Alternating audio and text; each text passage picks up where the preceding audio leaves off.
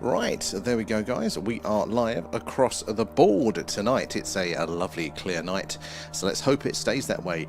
And we are going to be starting our journey off tonight there, looking out for UFO, UAP, strange and mysterious objects in the night sky here. Coming to you live from Wiltshire in the UK, which is right in the heart of crop circle country, and just down the road from Stonehenge. So keep your eyes peeled for the strange and anomalous tonight there. Use the grid and say hello in the chat there. Let us know where you're all watching from tonight. We're going to see a lot of movement. Last night was very, very active. Hopefully those clouds will stay at bay for us again tonight, so we can have a wonderful spotting there tonight. But yes, lots of moving objects. You can see one moving across the screen right now, and we're going to see a lot of things like that. In fact, let's zoom in on this one. So let's get my cursor over here. Zoom mode activated. Right, there we go. So we've got one right here. Now this, as far as we know, guys, is going to be one of the many, many man-made satellites up there in the night sky. Now that is the camera having a bit of a sulk there. So give me 2 seconds. I've got to go. It's playing up again today. So I'm going to be running up and downstairs. But give me a second. We'll sort that one out. How are you doing there, Carl and DJ there? Oh, you got your phone fixed. Excellent. It is good to see you there. Zen and Harko. Give me a second. Got to fix the camera. Bloody thing. Right, 2 seconds. Actually, let me just make sure it's not. Yeah, it's that one. Give me a second.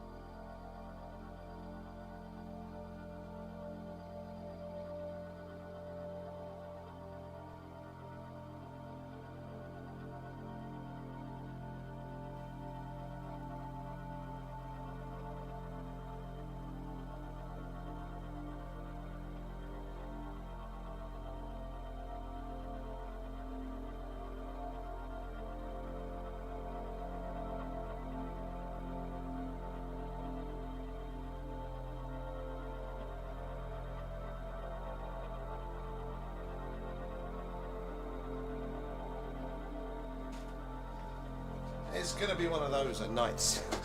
Oh, let's see how long it lasts now. It normally settle itself down at some point, but until then, we'll be playing silly games with the old camera. Oh, it's not even going dark enough yet.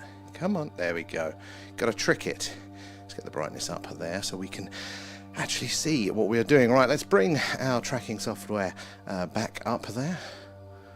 There we go. Right. And start that tracking. And let's see, where did we get to in the chat? How are we doing? There, Kate is in. How are you doing? It's bright. It is bright tonight. It hasn't quite got dark enough there yet. That blue is still the daylight. Now, you can't see that with the human eye, but it is still up there. The sun has not fully gone around yet there. Carl is in as well, DJ and Harko. How are you guys doing? Over on the tubes there, Zen is in there. Can't sleep in your garage tonight there. I escaped from the RAF there. If only I had a garage then. If only I did. I could store all of my extra stuff there. And you'll be more than welcome if we did have one there. And wow. Oh, what's going on there? Hold on. There you go, Raf. That one's for you. Right, hold on. Let's stop that one. What's going on there? It's having a bit of a sulk. Let's turn that one down. See if that's... No, that's still going on. What's giving the tracking software a bit of a sulk? It's all going a bit wrong tonight, guys. Hold on, let's crank that up to about there. Let's see if we can still pick up some there. Technical. There, Tickers is in. How are you doing? Good to see you there tonight there. Maya is in as well. How are you doing? And where are we? DJ there. Oh my God. Yeah, they're worth it. We're so dependent on those devices these days, but it's never cheap there. Rio is in as well there. It's Jazzy there. Grim is in as well. How are you doing there? So yeah, guys, tonight we are doing a live UFO, a UAP, a Skywatch, and we're coming to you live from Wiltshire in the UK, which is right in the heart of crop circle country and just down the road from Stonehenge. So a very ancient, busy, mysterious landscape in the night sky. I hope you Skywatchers are ready for another night of awesome activity there. So as it gets darker, we're going to see more and more stars, but also more and more of those objects, and some of those are going to be anomalous. So that is where we have to pay attention and do our best to spot that strange behaviour. Hopefully, if the tracker sorts itself out, we're having right technical stuff tonight, but if the tracker sorts itself out, then that will aid us in our quest for the anomalous there. And Grim and DJ, thank you for feeding Alan there as well. And DJ, thank you for sending a treasure box. Guys, do thank DJ there when you claim that one. And Backyard, how are you doing tonight?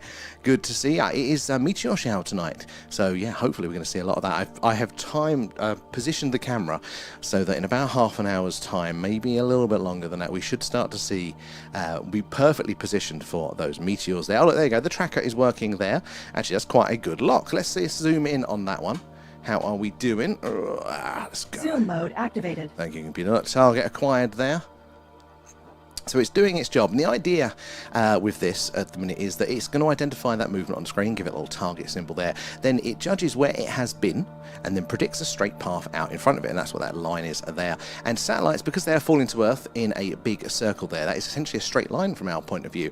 So if that object moves along that straight line, keeping quite strictly to its path there, then we know we have just one of the many satellites flying around up there, and therefore probably not worth our time. But if it deviates from there, then it should go red, and highlight that. Now it's learning, and it's got a long way to go. It will lose them, and it will get the wrong ones occasionally, but this is how it learns that in practice there. And Bly there, and why yesterday you stopped so suddenly? Oh, I don't know, didn't we? No, we came off normally yesterday. Maybe there was a technical error, because we were having a few bugs yesterday. It did start to freeze, didn't it? So maybe it was something like that on your end. I know that there's a bit of a delay over on the tubes. So even though we say our goodbyes here, I think YouTubers get a raw end of the deal. It just snaps you off at some point there. But sorry about that one, Bly. And A-Up is in. How are we doing tonight there? Been between 2 and 4 a.m. then, about 100 mile an hour. Oh, we won't be up for the full part of that one, because there's two areas, isn't there, to watch tonight. Two parts of the sky for that one. Brad is in as too, well, Lee as well. And we're all good, Rio. We're all good. Technical glitches, but we'll move on. I won't dwell on it too much. Hopefully, the viewing experience should be fine, guys. There, David's in as well, and hello from Nova Scotia. Now, I really want a world map, a little pinboard there, because we get so many people like yourself there.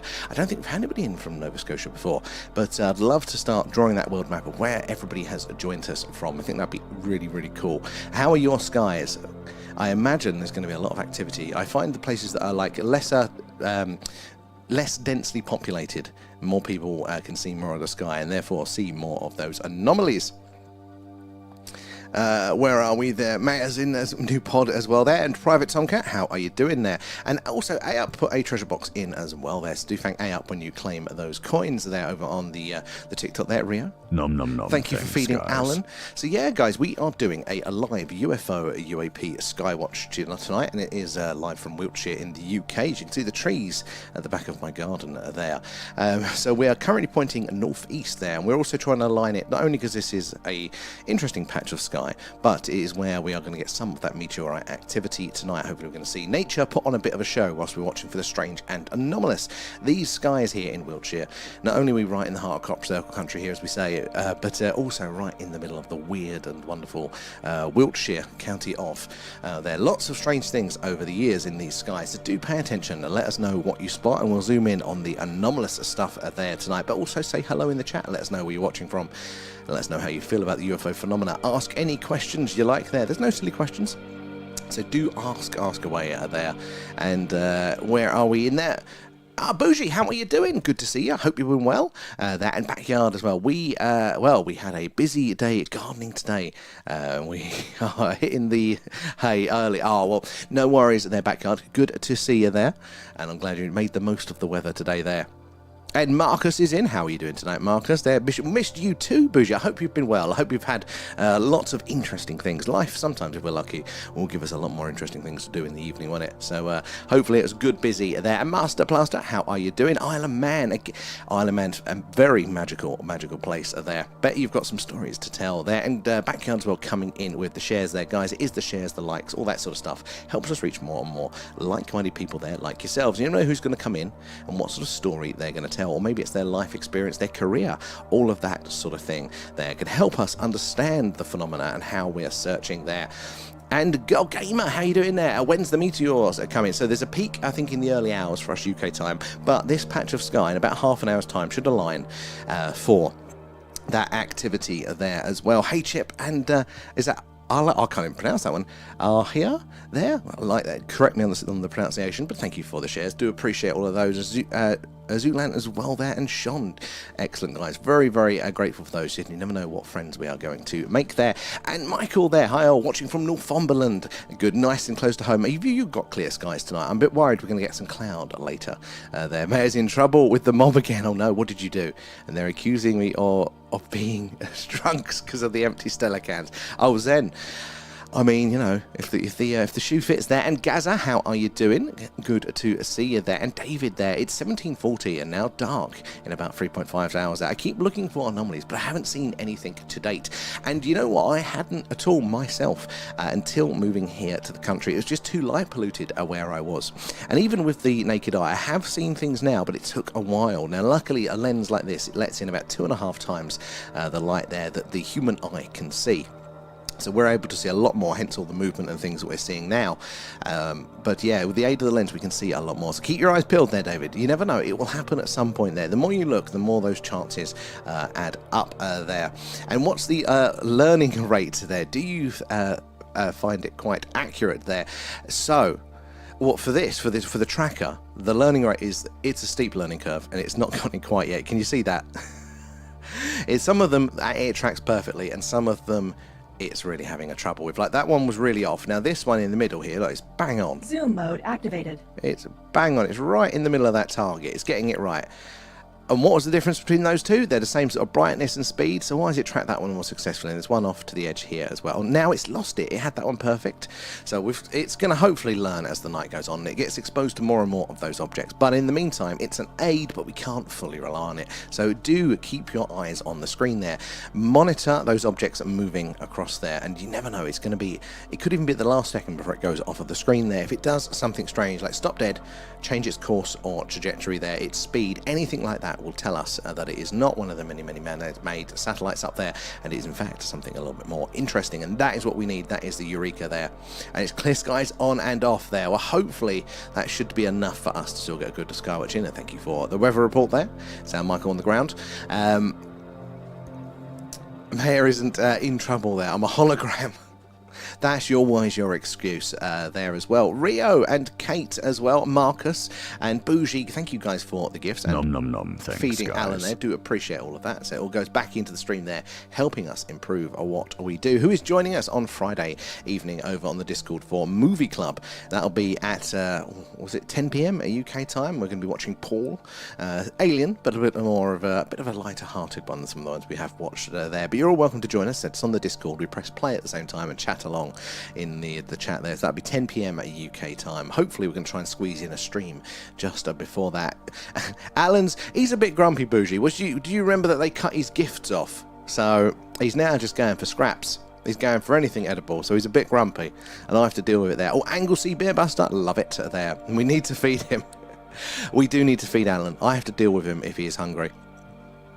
And Sharon there, do you find sometimes they bounce off of the stars like they get a boost? Oh, good question. I don't think that's something I've seen yet. But, I mean, talking about, trajectories and how they fly rockets, that is exactly how we use our current rocket technology. When we're getting those probes and things to Mars or out in there into the deeper solar system, take Voyager, for example, how they got it up to speed wasn't that they had a big booster and just shot it off. That's how they got out of the atmosphere. But what they did is I think they went to Mars and Venus, and every time they went round one of those planets, they got that gravitational assist, they call it a slingshot around each one, and each time it sped it up a little bit. They call it a grand tour, and if the planets in our solar system are alive, you can do all of them, and that's what they did with Voyager. So it wasn't a straight path just off and out, but yeah, they do that a lot of the time. So in principle, that is definitely something to look out for. Now, these objects that we're seeing on screen now, this is more low Earth orbit. It's not too far out, because what we're seeing is those things are flying around up there, but they're reflecting that sun's light back to us. So as the sun has gone round for us here in the ground, it's dark, but those things are off the surface there. They can still catch the sun for a little bit longer there and bounce that light back to us. So we're actually seeing quite close to the planet. These things are very, very close by. So keep your eyes peeled on them ones. And my username is in. How are you doing there? And it's crowded up there. It is, and we're not seeing all of it. This is just the ones that are at the right altitude to get it there. I mean, there's going to be a lot more, but it is. I did not realise how crowded space was. It is phenomenally busy there as well. There, and Tom, good to see you there, and I can't find how to feed Alan. So it's just any of the gifts, anything food related he'll have now, because yeah, he used to have the alien pets, didn't he, but they cut those ones off, so he's not happy about that. But anything food related there. DJ as well, thank you for the gifts. Brad's as well, and Bougie, all goes back into the stream there. And you too, Backyard there, enjoy your day tomorrow there as well. So, and so around there, it's any meteors, not yet, but we are pointing at the right part of the sky. So in about half an hour's time, it should perfectly align with where they are coming from tonight there. We should start to see Vega come in shot there. And Rio, thank you for eating, Alan. Nom nom nom. A nice slice of cake there. Oh, I want some cake there. And Sean there, I thought you said something else there then. Then I realised Paul. Oh my God, Sean, yeah, this happened yesterday. Everybody went, oh my God, what's that? Yeah, obviously something in my part Essex accent there. It sounds like a little bit sketchy. You know we're desperate for the dollar if if we've done that.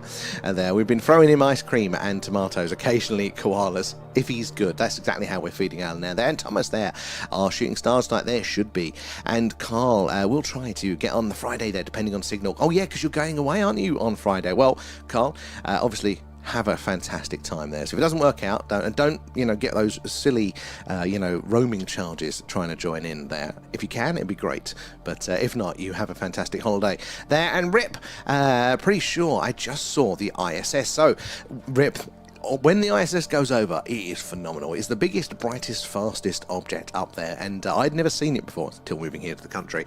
And one night I'm looking up, and this big, bright white light just shoots across the sky. And I've seen satellites like this, and this was just insane. And I called the missus, come on, you got to see this, get out of bed. Come on, you got to see this. We've got one, we've got a UFO. What the hell is that? And she's like, it's the ISS. And you'd think I'd learn, but no, then it caught me out about a week later as well. It's phenomenal to see it there. And Sharon as well. No worries. Good questions, guys. Do ask away if you've got any questions there. I'd love to hear them. There's no silly questions at all there. I was watching something very weird. I screen recorded it. Oh, tag us in it so we can see that one there. I was alive. It was the ISS Alive something. A very weird screen recording. So they do say that there is some clips going around, isn't there, of things that are caught on those ISS cameras in the background.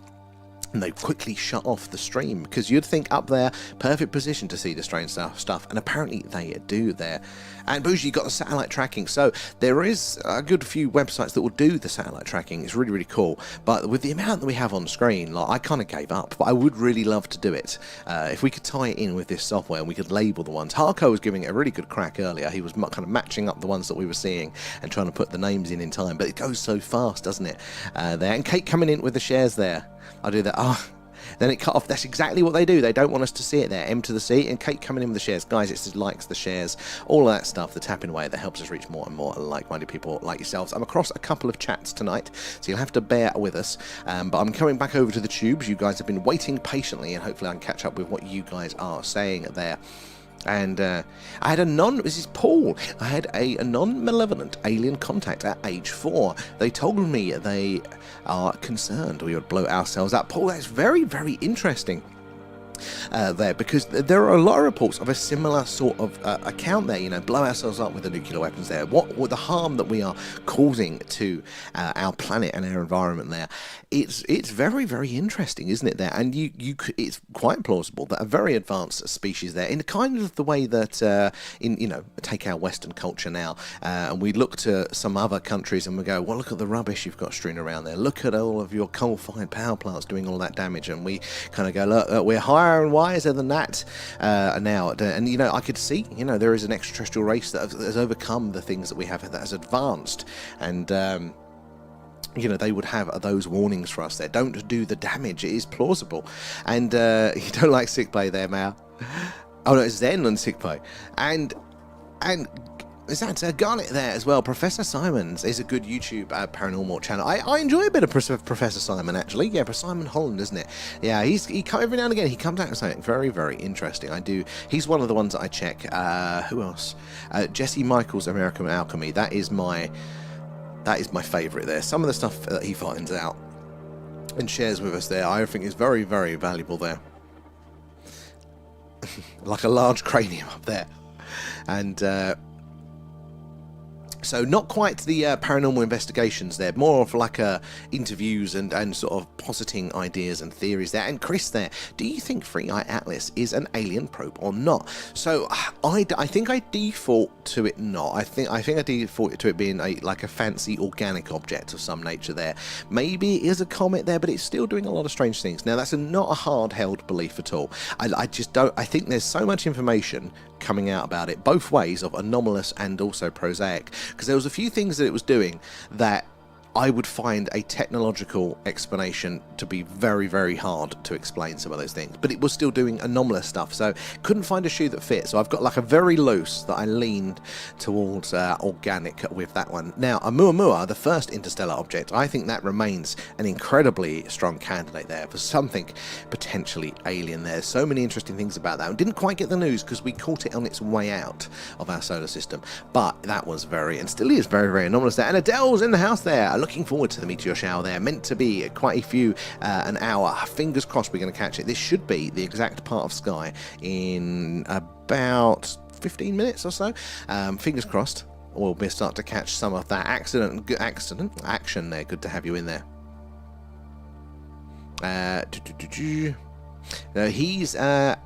He applies a skepto literalist lens there, using science and discussion. And the latest news there is interesting. The inside knowledge. Oh God, where's it gone? Where's it gone? Inside knowledge on Rendlesham. So yeah, he's interesting. I think some of the, I don't get a lot of his conclusions. I'm not really on board with that, but I think some of the guests, some of the odd theories he has are quite interesting there. He has he's the archetypical a mad scientist there, but he has a hunger for the truth, which makes him a formidable. You're very right there. Right there. Don't click his problem customs there. There. Let's have a look. We're up to date there. Now, let's quickly pop back over to the TikTok, see where all of you guys got up to there. Got to there. Let's scroll and catch up.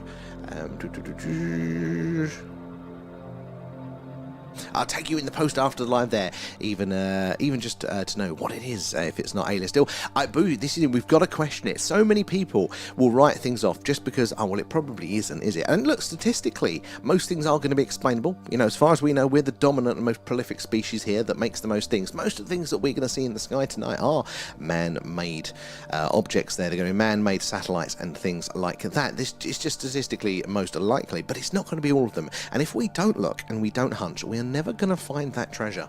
You know, we might spend all of our lives digging up sand under palm trees on those distant desert islands and not find the treasure, but if we don't, well, then we're guaranteed to never find it at all there. Do you follow UFOs around the world? I do follow them, but I don't see a lot of it. I'm not on TikTok that much. I'm more of a YouTube consuming guy. But some of you, I think he's been in the chat a few times. Yeah, I did. What I have seen, yeah, I quite like. There was some funny stuff. He did some round. I think it's around Free Eye Atlas. He was doing some like satirical stuff with it there, and I thought it was quite funny. And I didn't get it straight away. It was quite funny. And Atlas was a probe or an alien spacecraft of some kind. It may well have been. It may well have been. I think the thing that really stopped me going full on with Atlas was that just the amount of material it was off-gassing. There, it was shedding so much material. I couldn't think of a legitimate reason why anything technological in nature would shed so much mass at all, you know, there. But there are still potential explanations. And so you got to keep these things open. So I've not gripped around it tight. It's a soft-held belief there. And Robin, if you want to see something unusual there in the sky, you need to go out and see if they choose you. Well, that's very interesting. There is, isn't it, like the CE5 and all this sort of contacting stuff around that sort of consciousness connection there. There does appear to be, you know, if you're out there and you get yourself in the right state and all that sort of stuff, that you can increase your odds of having an experience like that. And again, that choosing you is probably a good part of that. There, we occasionally take the show on the road. Now, this camera is about 10 meters in front of me outside my house, and I'm in the nice inside, the warm, the green room here, mainly because my neighbours would get sick of me talking like this until the wee hours of the morning. But we do occasionally take the rig on the road, and we do this from some of those UFO hotspots locally.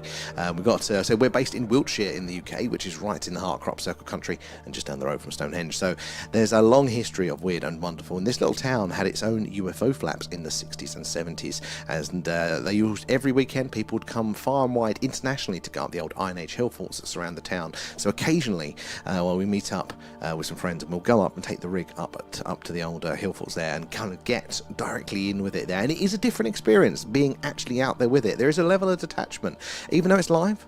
It's just in front of me. I can move the camera, but there is a bit of detachment with it there. And iDream, yes, I caught your. How's it going? How are you doing, iDream? There, and the meteors can be up to 100 an hour. Make a wish. I'm hoping that we start to see some action pretty soon for that. But you're right, yes, it should be a good shot for the Meteor activity there. And Righty, thank you for the follow. Where are you joining us from tonight? Guys, if you are just joining us, I say we're doing a live UFO UAP Skywatch tonight. We're coming to you live from Wiltshire, right in the heart of crop circle country. Lots of strange and anomalous things in the night sky tonight. So keep your eyes on the screen there. We're training our tracking software, and it is struggling a bit, but this is how it's going to learn. So sadly, we have to tolerate that. It looks a bit like Star Wars, all those lines on the screen. But yeah, keep your eyes peeled, because it only takes one of those objects that we're tracking right now to stop dead, to change its course, its speed, its trajectory, something like that, and then all of a sudden we are seeing something a little bit more interesting than one of those many man-made satellites up there. The skies are very interesting. That is very bright tonight. Let's see if I can go outside and turn that one down in a minute. I mean, I know we're over the town, but we was over the town last night. Let's see if I can I move the thing up? Is it going to want to do it? Oh no, that's down. That's the wrong way. Come on, go up. Move up. Well, there we go. Ooh, shite. Sorry, guys. There we go. A little bit darker. Let it catch up there, because that's the light from the town polluting and getting in there. And Paul, thank you for the follow. Where are you joining us from tonight? There. And gaming tonight, so we'll just be listening. No worries, Ben. Be a winner. Let us know how you get on there. Thanks for hanging out, though, with us. Right, let me just check where were we over on the Tubes chat, because I am running chats across multiple streams at the minute, so I bounce between the two there, so you have to give me a second and I'll get to your messages there. But do say hello, let us know where you're all watching from tonight there, and if you've ever experienced something strange, would love to hear about that. This middle one that's coming out, right, that's got a nice big bright one on it, that line, so keep following that and it should be there soon. It probably will lose the tracking because it is having a bit of a struggle. But anyway, let's check over where we are on the Tubes there. Where are we? There, and Adele there, and it was commenting on TikTok there, but they weren't showing or sending for some reason. And then I remembered the screen is better on here. Adele, TikTok is a weird beast. Sometimes it filters people out. It doesn't tell us, doesn't tell them, and sometimes it blocks you. I mean, the amount of times we've got like a hate speech message, and you go, what the hell are we talking about? It's a very strange platform indeed, but luckily that's why we are across multiple platforms. And if you do want to mix it up and you want to change where you are there, at The Thing UFO, Twitch, YouTube, and TikTok are there.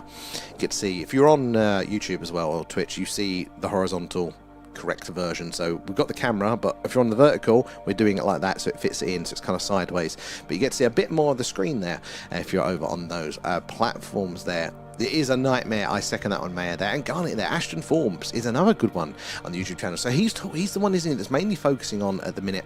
Is it the MH370 potential being teleported? Now, I haven't really gone on a deep dive. I've dipped into it, and I can't see anything wrong with him. And what he's saying sounds very interesting. I think I need to go back to the beginning and kind of fully understand it, because some of that science, it's well beyond me. It's not big. I'm not big-brained enough. But it's very interesting. What a time that we live in, where you know, we can have all of these individual creators out there that are, you know, putting in the work, studying these things, understanding it, shining lights on areas that otherwise we just would never have answers to there. And beam me up, Scott AET. How are you doing there? Yes, so this is our tracking software. We're training it tonight. It's a bit machine learning, or it's meant to be. At the minute, it's machine not learning at the second. And the idea is that there's going to be lots and lots of man-made satellites up there, and they're going to look very similar to the UFOs and UAPs. And the only real difference, only way that we can tell from down here for sure, is by their behaviour. Is if they stop dead, change speed, change their course or trajectory, because satellites are falling to Earth in a big circle, so they appear as straight, steady lines to us there. If we see a deviation from that, then we know we have got something a little bit stranger. And the idea of the tracking software there is that it identifies the movement and it plots and predicts what that path will be, the course of the satellite, if it is one. It follows the dot along it, and if it follows that consistently, it's most likely, or at least we couldn't prove otherwise, that it is a man-made satellite. But it should go red when there is an anomaly, and therefore drawing our eyes to that part of the night sky, because as we roll into summer there, it's going to get very, very busy. It's nowhere near as busy as it can get now. We're going to need all the help in spotting that we can get there. Most definitely there, Adele, and Harco's over there now. Let me scroll through here as, oh my god, he's all jumping ahead of me there.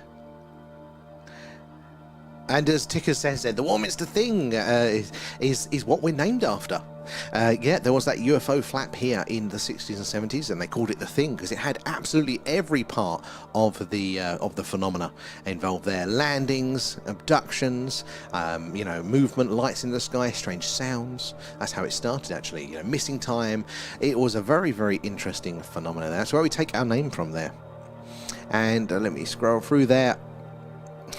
Are you paying attention? Only just there, Zen. And Garnet there, I just remember I saw a meteorite, I think it was in the 80s there. Never seen such a bright white light there, and a long tail streaming across the sky. I was the back of a push bike there. Honestly, when you see that nature puts on such a show, and I don't think I'd really even seen a shooting star, again, until moving here, I hadn't seen a satellite, the ISS, a shooting star, but when you do see them and you're out in the nature there, it's absolutely phenomenal there. And it's calm there from up in the Downs there. Great thing you're going. Thank you there, Carl, and welcome aboard. Welcome to our cosy part of the internet where we're looking out for the strange and anomalous. Have you ever seen anything strange up in the Downs? I would love to hear about that. Right, I'm switching quickly back over to the TikTok chat. Let's see where we got up to there. Oh my god, I'm a few messages behind. Just give me a second to scroll up to see where I was there. M to the C, loving the stickers. How are you doing? Thank you for the shares. It is the likes, the shares, the tapping away, guys, all that sort of stuff that helps us reach more and more like-minded people there, like yourselves there. And Bougie, do you? Oh no, I've done that one. How did I miss the previous message then? I Dream. There we go. And Kaya, thank you for the follow. Where are you joining us from tonight? There. Oh, and the other 18 anomalies. Oh, you do the CE5 work. See, that has been on my list for so long, and partly we don't do a lot of the on-location stuff, and I want to get more confident in doing that before I experimented with it. But I think partly I've got a little bit of a block, because I'm like, but what if it really works? And I hear that it is very effective. You know, a bit of a be careful what you wish for. At some point I'll get brave and we'll start doing that on location there. And Paul, thank you for the follow as well there. Daniel too, thank you for the follow there. Where are you guys joining us from tonight there? And Leeds, I have experienced a few strange things that I bet. So with the CE5 then, how consistent is it for you? I know a few others, like Up, you do the CE5 as well, but I hear that it's really consistent at causing or bringing in the phenomena there. And OMZ there, these are Alpha Draconians, if this is Stonehenge. So this is near Stonehenge. It's not just about 15 minutes down the road. So it's the same sky, essentially. But a lot of these were going to be man-made satellites there, and that's what we're keeping our eyes for. That anomalous movement that could be linked to something being a little bit stranger there. And where are we? Grim, thank you for the cake there. And Ben, thank you for feeding Alan as thanks, well. Guys. He appreciates that. It all goes back into the stream. Now, where are we in the... in the chat there, Righty coming in with the shares there. United is in. Good to see you there. PTSD. This a real, really, thank you. And I mean, it's a difficult thing. there. And Kate as well, the view on YouTube is a good one. It is actually, and it's round the right way. You get to see a little bit more. My little green box is much smaller as well there, so you don't have to see as much of my face there. And the Alpha Draconians are responsible for the East Coast sightings in the UK. That sounds very, very interesting there. So what are the Alpha Draconians? Are they like a classic extraterrestrial? Are they from that part of the sky, the Draconis sort of constellation there? Is that where it's pointing to? Tell us a bit more. I'd love to hear about that. And you can see distortions in image quality around GOP. Now, yes, you can. 100%. For a long time, people have been complaining about the images of potential UFOs that have been captured, going, oh, have you taken that picture on a potato? But there's many things at play. Firstly, from my personal experience, when you're faced with it there and you're trying to film it, it's such a moment that you are quite distracted and therefore going to take a bad video. Also, most of them are at night, and therefore, you know, even in the modern technology, night imagery is very difficult. I mean, it's a nightmare to get this as good as we can. But the other thing is that their propulsion mechanism, and this is probably the most important there, their propulsion mechanism may actually cause a lot of those visual distortions and things like that. If they are using a warp drive as expected there, and how we understand physics, that means it would bend the light around the craft, therefore distorting the image, blurring it there as well. Also some atmospheric effects to consider, and they are apparently seeing this. Some scientists have kind of done the maths. What would this look like if this technology is being used, and overlaid it over some classic and modern day UFO videos and images there, and they are apparently seeing it there. And what do you think about the Chris Bledsoe prophecy? Or I don't know with the Chris Bledsoe. I'm very interested in it. I think there's something to it, but the detail on it, I struggle. In fact, with everything, I struggle with the detail. I'm in broad senses, I'm like 100% there's aliens there. Top 90s that they're visiting us, but as soon as we get more specific, like an individual abduction case or an individual prophecy, I get less confident. And that's not necessarily because of the individual or their story. It's just that I'm a firm believer that whatever is going on there, we, at least currently as humans, probably don't have the language to fully understand it. So any attempt at interpretation is always going to be degrees of truth rather than a binary truth or not. So a lot of these things, I think there is a fire to that smoke. But would I say like 100% where any of those interpretations come in? It's a very good point there, Bougie. I mean, Chris Bledsoe as a person, I like his experiences. They are absolutely fascinating, with the lady there and the idea that, you know, there is going to be this, what was the words on it? Because I will get it wrong, and I think if you get it wrong, it's not going to be helpful for the conversation. But it's along the lines of like a new information, wasn't it? A new knowledge is due to be released there, and obviously there, which are emissions of propulsion engines. Oh, what's the first part on that one? Oh, the distortion. Yeah, well, so this is the thing. Part of their propulsion, it may in fact cause those distortions and things like that. And Stanley coming in with a follow, thank you for that. Where are you joining us from tonight there? And Serena, thank you for your patience. So what we're seeing a lot of tonight, let's zoom in on a few of these. It takes me a second to get around the chat. Zoom mode activated. Right, there we go. Let's zoom in on this one here. So, for example, this one here, this is most probably going to be one of the many, many satellites up there, man-made artificial satellites, whether they're our communication satellites, spy satellites, you know, Starlink, all this sort of stuff. There's a hell of a lot of them flying around up there in the night sky. And at this time of year, with how far the sun is around at night and things like that, there's a lot of that light, although it's dark for us here on the surface, that can still reflect off of those objects. So anything up there, be it a man-made satellite, is going to look very, very similar to us there. So we're trying to watch them all, pay attention, follow them across the screen, because if it does something strange, satellites are following rules. They're falling to Earth in a big circle. So if they deviate from what to us is a straight path at a consistent speed, then we know we definitely don't have one of those satellites. If we keep paying attention, we'll see a couple that just don't fit that explanation by far. So keep your eyes peeled, keep following them across the screen for as long as you can. The tracker is still learning. It's trying to help us out a little bit there. Guys, if you're just joining us here, we're doing a live UFO UAP Skywatch tonight. Currently live from Wiltshire in the UK, which is right in the heart of Crop Circle country and just down the road from Stonehenge there. So do give us a follow, subscribe wherever you are. We do this basically every night. So clear nights, we do this. Cloudy nights, we do an alien or radio signal hunt there. We search what's called the hydrogen line, and that is the channel on the radio dial where scientists theorize that if ET is out there, that's where they'd put the message. It's where we've heard signals like the wow signal before. So we're always looking for something related to the phenomenon. We want to see you on board for that one there. And Robin there, your thoughts on the David Wilcock, Wilcock mysterious death there, and 11 others, all connected to the UFOs. I I think at least a few of them. I don't think it's going to be the full number, but I think there's now more of a pattern than there is just correlation here. I think there is something coming to that. We know this is exactly the sort of stuff that the shenanigans that the old intelligence services have played before, so I wouldn't be surprised at all there, however much a shame it is that they've done it. I don't think all of them are going to be caught in. I think there's a couple that do fit in the lines of there are plausible explanations for that, but even then you don't really know, do you? But I do think there's something going on, and that is evidence of some of it. I think there. Oh, and if you practice CE5, I think it's more consistent and controllable. I suppose like any sort of skill, you're building the muscle there. And like, why do you think that they come and they respond? Is it that they're actively seeking like a direct connection? Because some people have thought of it as more of they're more automated, and therefore they're always going to show up if you send the signal. You're tricking their algorithm into showing up, some people have said. Other people do think it's more of like a direct conscious relationship. They're beings coming to visit people that are open and ready for that sort of thing. How do you fall on that one there? And DJ coming in with the shares. I appreciate that, guys. It is the shares, the likes, the tapping away and things like that. Helps us reach more and more like-minded people like yourself there.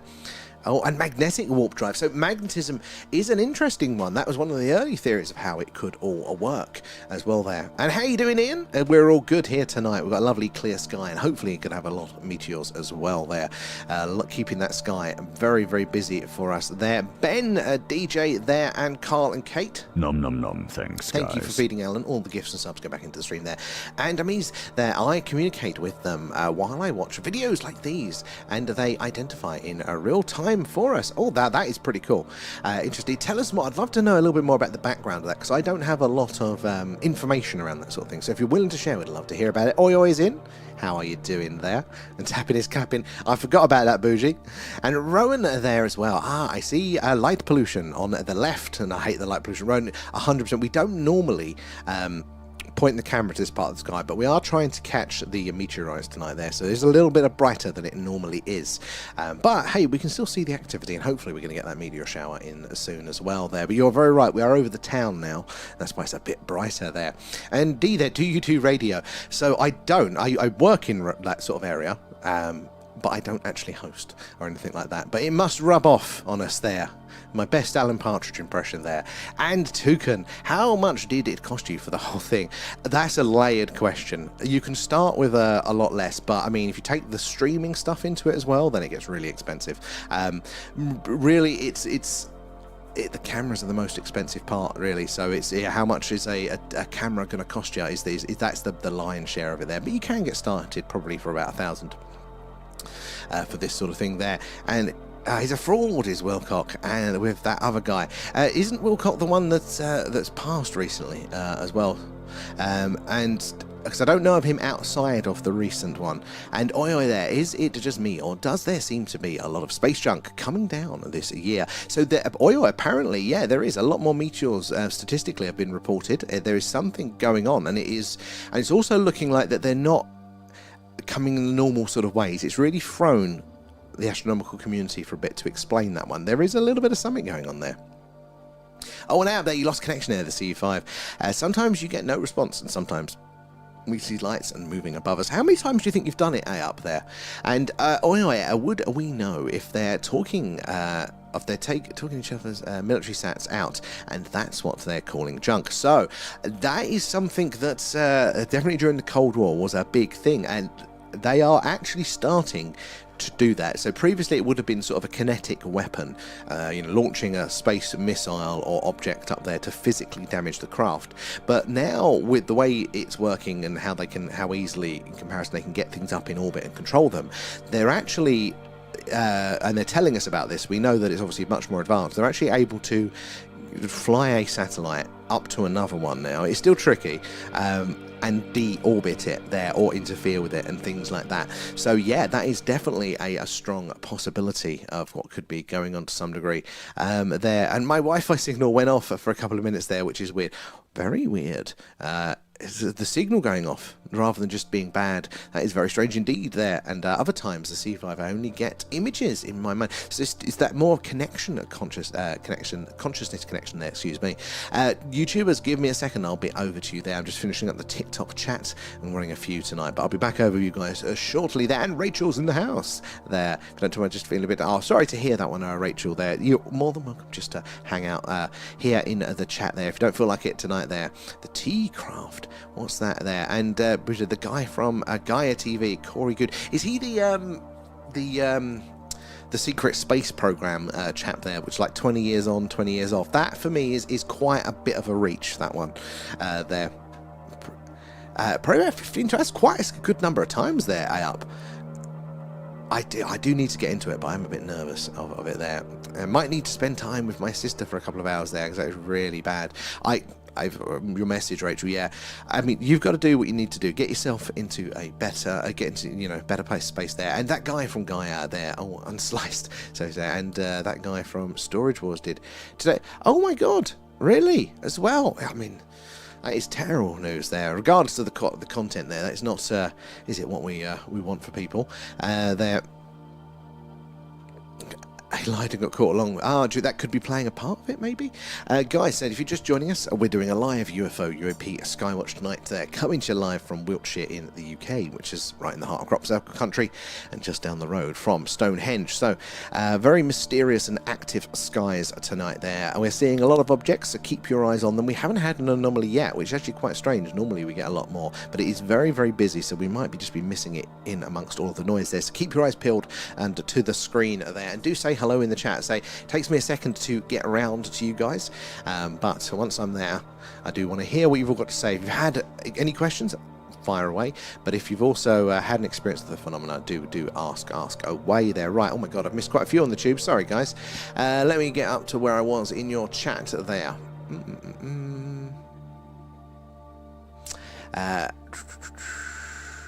Good evening all. I'm sat with Paul, and I'm having a cup of tea there, and introduced him to your channel there, Paul and Liam. Well, hello, Paul and Liam as well. Welcome aboard. Welcome to the cool part of the internet. We hang out here surprisingly most nights. But welcome there. How do you feel, you guys, about the UFO phenomena? Are you open to this sort of thing? And there as well, Colin as well, 65-inch TV and stoned eyes on the sky. I mean, you need the big screen, the big real estate there. Hopefully you're going to be able to help us spot those things there. And calm there, eh? We got clear skies and lots to see and ponder over. There is a lot in. If it goes like last night, we're going to have some fantastic accounts with the phenomena as well from you guys. We can all chew those over whilst we're waiting for the action to kick off on screen there. And the government inquiry into sausage on toast there is being better when you're hungry has passed the first vote. It'll only take him 10 years, Xena. And Starflower as well there. Evening, new here, just found the channel. Welcome aboard. It's very good to have you there. Interesting channel. Was just saying to my husband, I want to get a telescope there. Memories from being a child and watching from the UK. Well, very, very welcome aboard there. Good to have you in. So, fellow UK viewer as well. Honestly, the amount of people that have just such pleasant memories of the night sky and, looking up there with telescopes and things, 100% you've got to get back to it there. I know personally as an adult, everything gets far too busy far too quickly, and I just didn't pay attention to not just the sky but nature as well. So moving to the country has been, for me, it's been a good forced sort of pause to these things, and I do feel better for it there. So yeah, get that telescope out, get it, and point it up to the sky there and see what you can observe. Even if it's not the aliens there, just the beauty of the universe is absolutely stunning to see there as well. But they do say, don't they, that actually since humanity got into the Industrial Revolution, because of the smog, the pollution, the light pollution there, we are actually so much more detached from our place in the universe. We look down, we don't feel part of a bigger system anymore. And I can totally believe that has had an effect on us as a sort of a cultural, psychological effect there. And Garnet there, the Arthurist Society are meeting 50 year anniversary in Exmoor there. Hill, I think, in June there. You have to check it out to place a date there. I still need to look into that one. I remember you mentioning it there. I do like a bit of Exmoor, Dartmoor. We do want to do a live Skywatch from one of the moors as well there. Might need Starlink for that one. And let's have a look. Let me scroll through the chat here.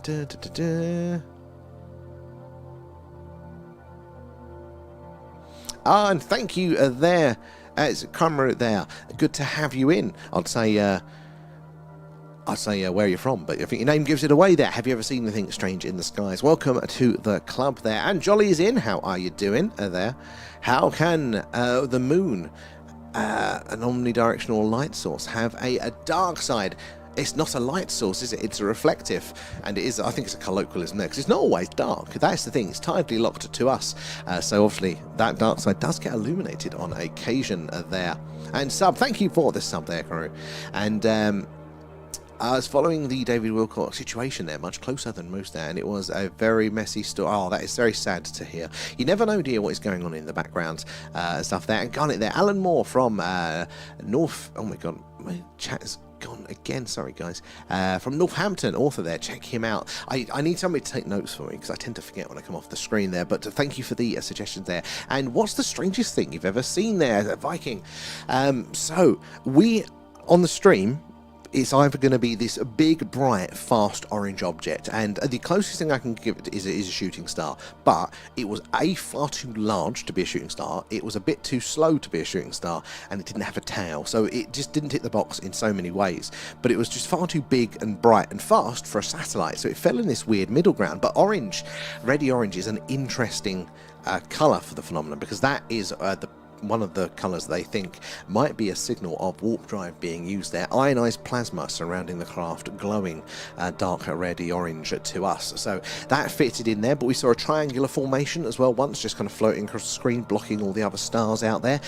What else did we saw? We're seeing, when I was setting up one day, before it got dark, putting the camera out there, I saw what I thought was the ISS flying over, big, bright, fast, white object, and oh, it's the ISS. And I went, wait a minute, it's not dark. I can't see any other stars or satellites or anything there. And then it went under the clouds, and lots of other people in the local area saw it as well. No explanation for what that was there. So I haven't had like the full-on, you know, craft where you can see the proper flying saucer silhouette there. I haven't met ET, but yeah, we have had some strange ones. Hopefully we can get more of those. How about yourselves? What is the best thing you guys have seen there yourself there? And blessed with the dark skies on the is it the Lean Peninsula? I'm sorry, I'm awful with the pronunciations. Do correct me there. So that, honestly, those dark skies, they make such a difference there. I said, moving to the country here from Essex, which is far more light polluted, it was such a shock, but a pleasant one, seeing how much you can actually see. And you could probably see a lot more over there as well. Have you seen anything there? Nathan is in as well. And Michael there as well. Too much cloud cover in the skies here, though hopefully it's not going to come down here for us for a while yet. We want to start getting those meteorites in. We haven't seen any yet, have we? There. And where are we in the thing? Let's have a look. Where's it scrolling through? And Colin there. Oh, everything is getting weird. It's always getting weird. You wait and join us for Movie Club. That's a lot weirder. Oh, there. Here we go. We got a flasher. We got a flasher. Tracking's trying to get it. Zoom mode activated. So this one here, it's gone faint, but this just flared up, so it's worth tracking there. See if it's going to do it again. It's flared a bright orange.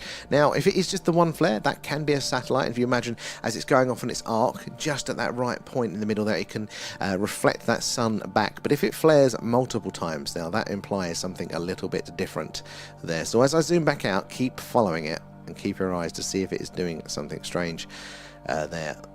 Oh, another one coming up there as well. Brad, thank you for the roses as well. All the gifts, the subs, the super chats, like does go back into the stream there, helping us improve what we do. Let me. There's my mouse fighting it across multiple monitors there. Oh, I can't even pronounce that one, but a great standing stone there. I'm surprised about how many we actually have. Stonehenge gets all the credit, doesn't it? But there is so much from that age there. And Sandra there, hi, just come across your channel there, and I'm watching you from North Wales. Welcome very much there, Sandra. It is good to have you in. Have you ever seen anything yourself? Because Wales has such history with the phenomenon. That was one of the things that surprised me in doing this, was I thought, you know, the UK, generally speaking, so Northern Ireland, but we'll include Ireland, not part of the UK, but as we're all close together, you know, Ireland, Northern Ireland, Wales, England and Scotland, remember eventually there, I thought it's going to be a roughly equal distribution there. Maybe we'll get more English people in and they'll have more sightings just because there's population-wise there's just so many more. So you'd imagine an equal spread. But no, it hasn't been. It's been Ireland, Wales and Scotland, disproportionate there for the amount of activity. Now, is it because there's, you know, less of a population density in those places, so therefore there's just more opportunities to see the things? Are they culturally more connected? But yeah, lots of encounters and lots of the phenomena reported. So we'd love to hear about that as well if you've ever had an experience there. But very much welcome aboard. It's good to have you all in there. And currently there, Ashdown Forest has a Bermuda Triangle. I didn't know that. Whereabouts is Ashdown Forest there? And Fred, was it Fred? Yeah, I think it is. My eyes are playing up. What's the green lines and the red lines? What's the difference? So, brilliant question. I haven't done my introduction for a while. So, I'm going to start off. First of all, guys, welcome. We're all doing a live UFO UAP Skywatch tonight. So, we're coming to you live from Wiltshire in the UK, which is right in the heart of crop circle country and just down the road from Stonehenge. So, we're looking out for the strange and anomalous in the skies, and they are alive with activity. You've seen a lot of movement already.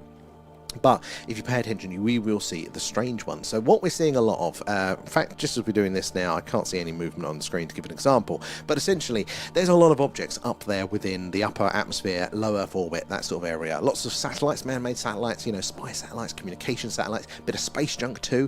But all of those objects that are flying around up there at this time of year, the sun, even though it's gone around for us on the surface, those objects off of the surface can still get a direct line of sight with the sun and bounce that light back down to us. So that is what we're seeing, those things flying around up there. Now, ET flying from A to B in a straight line and a man-made satellite are going to look pretty similar to us there. They're going to reflect the sunlight and the back in the same way. Their movement profiles are going to be the same. So what we need to see to help us tell the difference is the behavioural change there. We really need ET to realise he's left the gas on, do an interstellar handbrake turn right on the screen there, right over the camera. Now, obviously, we're asking a lot. Most of the time, ET is going to fly in a straight line, but in those cases, we just can't tell the difference down here. But there are a lot of occasions where we do see this strange behaviour there, which immediately cannot be a satellite there. So they have to follow the rules of physics there. They're falling to Earth in a big circle. Here you go, we've got one now.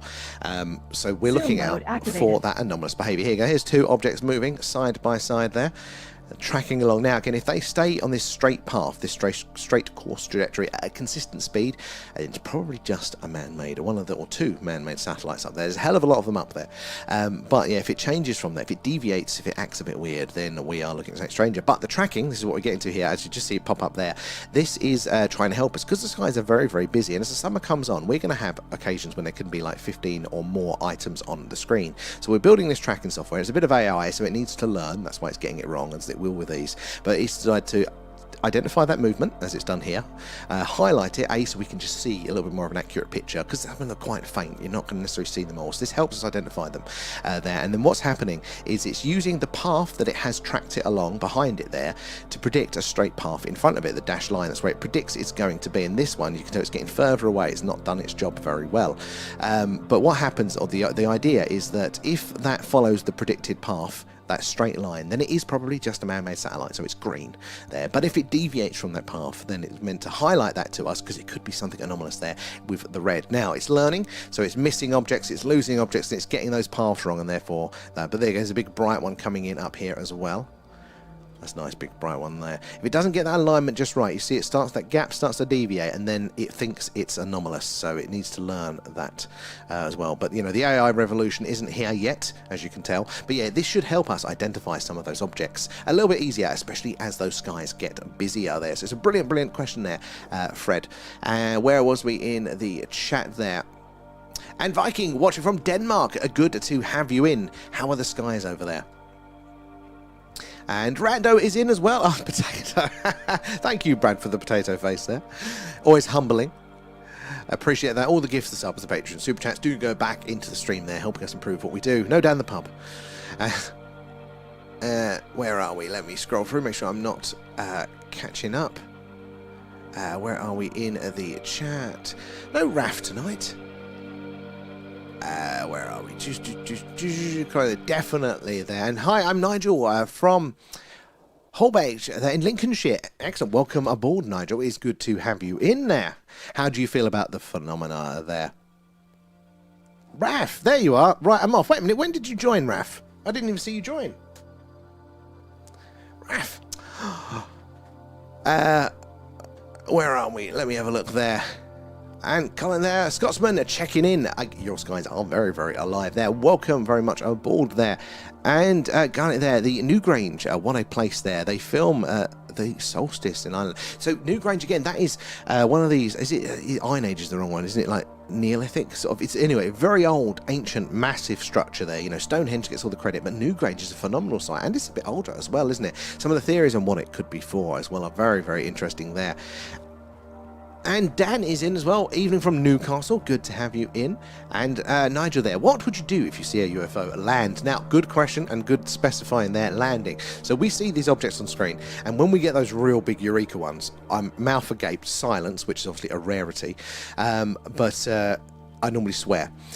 Now, if we saw it land, if when we're doing this on location, as we do on occasion, we take it to some UFO hotspots and you come with us, I'd be very scared. I'd go full Scooby-Doo. Like, sometimes we've been out there and I have been spooked, and yeah, I want the experience, but I also kind of am a bit worried about the experience. Be careful of what you wish for and all that. It's a very good question. Some people have fantastic experiences with the ETs there, the extraterrestrials and the craft. Some people not so much there. And Fred there, okay, so the red line means that something is different, I guess. Basically, yeah, there is something about that object that it is not following the consistent path or the consistent speed that a man-made satellite has to follow. Now, at the minute, most of the time, that is going to be because the tracking hasn't got its initial calculations correct there. So it's thinking it's seeing a difference when really it just got the first number wrong. Just like our physicists, mainly with string theory. But do keep your eyes out. And it will get better as it learns there. How you doing, Rob? Good to see you in. Now, where are we? Back over quickly to the TikTok. Let's check up on you guys. You've been patiently waiting there. Damien, DJ, Ben, Carl, Neil, hello, Enza as well. Neil and Brad again. Thank you guys for the gifts. I appreciate that. Gifts, I was Patreon, said it all goes back into the stream, helping us improve what we do. Now, let me quickly scroll to the top there. And imagine we are here. It's an alien invasion coming. I mean, we're seeing it on the screen there. When Starlink goes over, that's what we always joke, because a Starlink, when they're close together and they've just been launched, it is like it does look a bit like an alien invasion there on the screen there. And my dad used to say there's nothing out there and it's all here. That is a possibility. Well, I wouldn't say that there's nothing out there. I mean, even mainstream scientists now, the main consensus is that life is going to be pretty everywhere. Now, is that intelligent life? Is it visiting us? They're interesting questions. But life will be out there, just statistically. Because back in the day, they didn't know that there were other planets around all these other stars that we're seeing. We just didn't know. It's in the 90s that we detected our first exoplanet, and now that's really coming on. And the more we're seeing is that pretty much every star, if not all of them, are going to have multiple other planets around them there. So just statistical odds, there's going to be life. But what does that life look like? Is it complex life? Is it a civilization there? You know, they're the questions that need to be asked. I lean very much to that there is life, and it is visiting us there, but there are some interesting questions there, so I wouldn't write it off there. I can understand the angle there. And Mr. Mangu there, I seen an alien. I'd say, would you like a cup of tea there? Like the Beatles out episode. I mean, there was one guy that got water for aliens in his story there, and they gave him some pancakes that tasted like crap once. So you never know, you might be like that. And hi, Nigel again there. Have you been to Cannock Chase Woods there? It's got a very scary place. I haven't yet, but it is very much on the list there. And Rob, thank you there. That's very kind of you to say. Great channel there. And thank you for the super chat. Again, very, very kind. Appreciate that. And it does help us improve what we're doing here. So very much appreciated there, Rob. Thank you there. Right, I'm going to get back over to the TikTok because I was trying to find where I was in the chat for you guys. It keeps scrolling ahead on me, fighting the chat. See where we found, so I don't miss anybody's messages. I think I was about here. We'll see there. Where's the first message there? And Wingmen Umzi, what was that for? I've totally forgotten now. Wingmen from Territri? I don't know that. Is that a planet or is that somewhere around here? There. And Kev, thank you for the follow. Good to have you in. Where are you joining us from there? And Bougie, I've missed my favourite live, and we've missed you, Bougie. And you've picked a good time because the skies are getting busier and busier as the seasons roll in there. So we're going to see lots of activity. The last week, oh my God, the amount of anomalous stuff that we have seen, it has been absolutely amazing. And it's only going to get better there. And only one Dino there. I seen some birds the other night flying in a triangle and passed by a moving object. Oh, very interesting there. So you got the birds as a point of reference. Very interesting. What was the actual object? Could you just discern like a colour to it? Was it a light? Was it a sphere or something like that? And it's this one, by the way. I shouldn't have assumed, actually, Bougie. I shouldn't have assumed. It's the ego. It's getting to me. Stardom. I love it there, Brad. And only one dinner there, near Stonehenge. We are near Stonehenge. I mean, I wouldn't want to walk here, but you know, we are just down the road. But then you're not that far down the road, are you, from many places in the UK? Very small country. Not too far from Glastonbury in the other direction, but definitely further. So very ancient and mysterious landscapes here. Any meteors, Pluto? Not yet, actually. And this is meant to be the right part of the sky, but not yet. I am very surprised. So they should come through thick and fast there. I feel weird for the last few days. How close did you get to it? And is it like a physiological ill, or is it kind of like in a psychological, as in, I don't know, so it just feels a bit off? Because that would make a lot of sense, having an experience that doesn't quite add up like that. Your first experience with these things can be a little bit unsettling there. You know, it opens the door, doesn't it? So, well, if this is true, what else is true? And where does it stop there? You know, if our understanding in the mainstream doesn't account for what I have just observed, how much by there? Intercity, how are you doing? Good to see you. I hope you're doing well. Thank you for the heart there. And obviously there, I am told Stonehenge is a structure, human built, for disc-shaped craft to land on. And that is, it does look like that, doesn't it? You know, this definitely cannot dispute it. It doesn't look like a mount, a stand or something. In fact, there is the Nazis over, I think it's in Czechoslovakia at the time. They had a facility where they were purportedly working on their sort of UFO weird program, the Die Glockel, the bell it translated to, and there is a test stand that still remains, a big concrete structure that looks like a big concrete Stonehenge, and apparently that was the test stand for this craft that was apparently, you know, able to do all these weird and wonderful things. Definitely a rabbit hole to go down, guys, there. And is that Ellen there, Lightworker there, just the last month there, were one here in South Norway there, and it looked like a huge ship over the house there. Phenomenal, but also a bit like ominous, isn't it? They're like, so was it like a traditional disc UFO shape, or let us know. That's amazing there. And even my delivery man looked up and he was in shock. I totally would be. Totally would be. And something spooked me in the garden next door, like my mind was being sensed, like the film Signs. It's possible. There are these connections. Like, we don't know a lot about it officially in the scientific realm, but we have observed the phenomena. We know it's a marked real effect. We just don't know the causes and the mechanisms. Now, a lot of people outside of the mainstream science kind of are delving and trying to flesh out that space and put those understandings in. But I mean, for example, like, how many times have you turned around and somebody's been looking at you there? And totally unconsciously, we are there statistically. There is a difference there that we in some way do know when people are looking at us there. So how far can that go? If there is a wireless link there that isn't radio waves that can, you know, tell you that somebody's probably looking at you, what else is possible? How far does that go? If you strengthen that muscle there, and I want to go to Stonehenge, and I want to see a crop circle, any tips there? So the crop circles, they come along quite quickly here. We'll be getting to crop circle season soon, but it's guaranteeing where they're going to show up and then kind of responding on time. I think there is a website. Oh God, what's it called? I think if you probably Google, you know, latest crop circles, it'll come up, but they literally post them as soon as they appear. I don't know how they get their information, but we had one just on the outside of town, literally on the edge of town, last year, just as I was trying to get this stream running, making sure the camera worked and things, and we investigated that, and it was really cool to see it, to be a part of it. But you know, it's a crop circle country is right in the heart where the, you know, where Stonehenge is, all this sort of area there. So I think if you're just down in the right times, like May, June, July, you're going to catch something. You'll be able to catch something there. Wingman to the pairs there for that one. And are they satellites? There's so many of them these days. Only one dinner. You are 100% right there. The majority of these, like the vast majority, are going to be man-made satellites. Hence why we're trying to track them and filter out the ones that are acting boring, plain old man-made satellites. I mean, I still find them cool to look at and surprised by how many there are. But we need to see them do something strange. We need to see them stop dead, shoot off at speed, change their course or trajectory. They're the interstellar handbrake turn. It's something like that will tell us for sure that it can't be a man-made satellite, and then it's very, very anomalous. And that's what the tracker is trying to learn, trying to highlight the ones that act a little bit weirder, but it's got a long way to go yet, guys. But you're very right there. And good evening, you and the wife. Oh, well, we are. Thank you, Incity. It's good to see you, though. But how have you been?